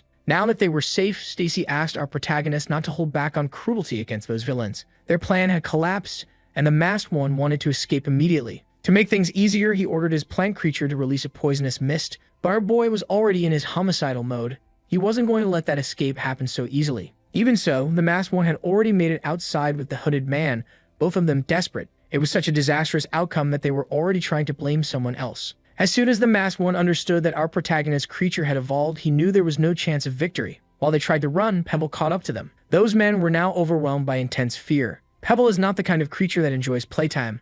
Unless the play involves violence, Pebble's favorite theme. After everything that happened, Stacy was filled with rage and wanted to know what technique they were talking about when they mentioned turning creatures into demons and what the greater purpose behind that was supposed to be. Our protagonist had encountered that ability before, the one that mysterious man used inside the cave, so he has no idea how this technique could possibly be connected to his cousin. He wasn't in the mood for patience, but he would still give those idiots one chance to tell the truth. If they refused, Pebble could handle the situation. The hooded man said he would reveal everything. An informant had told him there were individuals with great potential in that academy. The masked one didn't believe his partner had told the whole truth, but the hooded man continued, saying most of the association was made up of weak people with defective creatures. To grow stronger, one must gather strength. That girl could do that by transforming her creature into a demon, which made her technique extremely valuable to them. But Stacy insisted that the transformation was the ability of her Firebird itself. Our protagonist wanted to know why they kept targeting his cousin. The masked one said they were capable of turning creatures into demons using a particular item. He said he would hand it over as long as he was released.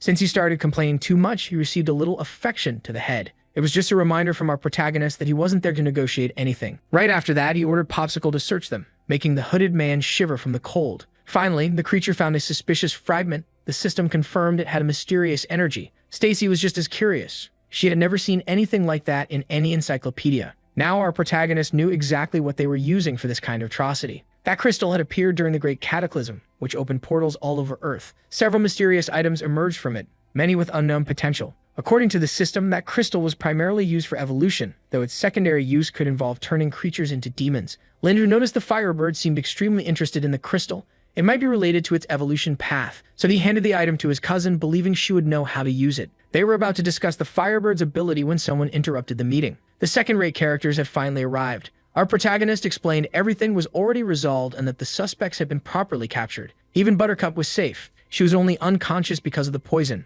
A whole squad from the association's search division arrived. They were responsible for that peculiar wolf. The leader approached our protagonist. He was the captain of the search squad and had heard many good things about him directly from the director of the academy. As an investigator, he thanked our protagonist for helping capture those criminals. They would take over the case from now on, though they would probably need his assistance later. He also assigned someone to escort our protagonist to the hospital to check his health. At the treatment center, Buttercup finally woke up. She said she had felt nauseous while walking, and the next thing she knew, she woke up in that bed, grateful for everything our protagonist had done for her. Stacy is still blaming herself, thinking she was responsible for driving her friend into that danger, but other people also ended up running into members of that organization. The threat was surrounding all of them. Becky now understands that the group approached Stacy because of her ability to turn beasts into demons. She's even more convinced of what she saw in her mind. So she said she has something she needs to tell our protagonist and his cousin specifically. The two of them are already outside the hospital room. Becky wants to know if they still remember what happened that day when she helped both of them. Give a like to that video that helps Mamoru make more juicy content for his viewers. Activate the cheeky little bell, and I'm out.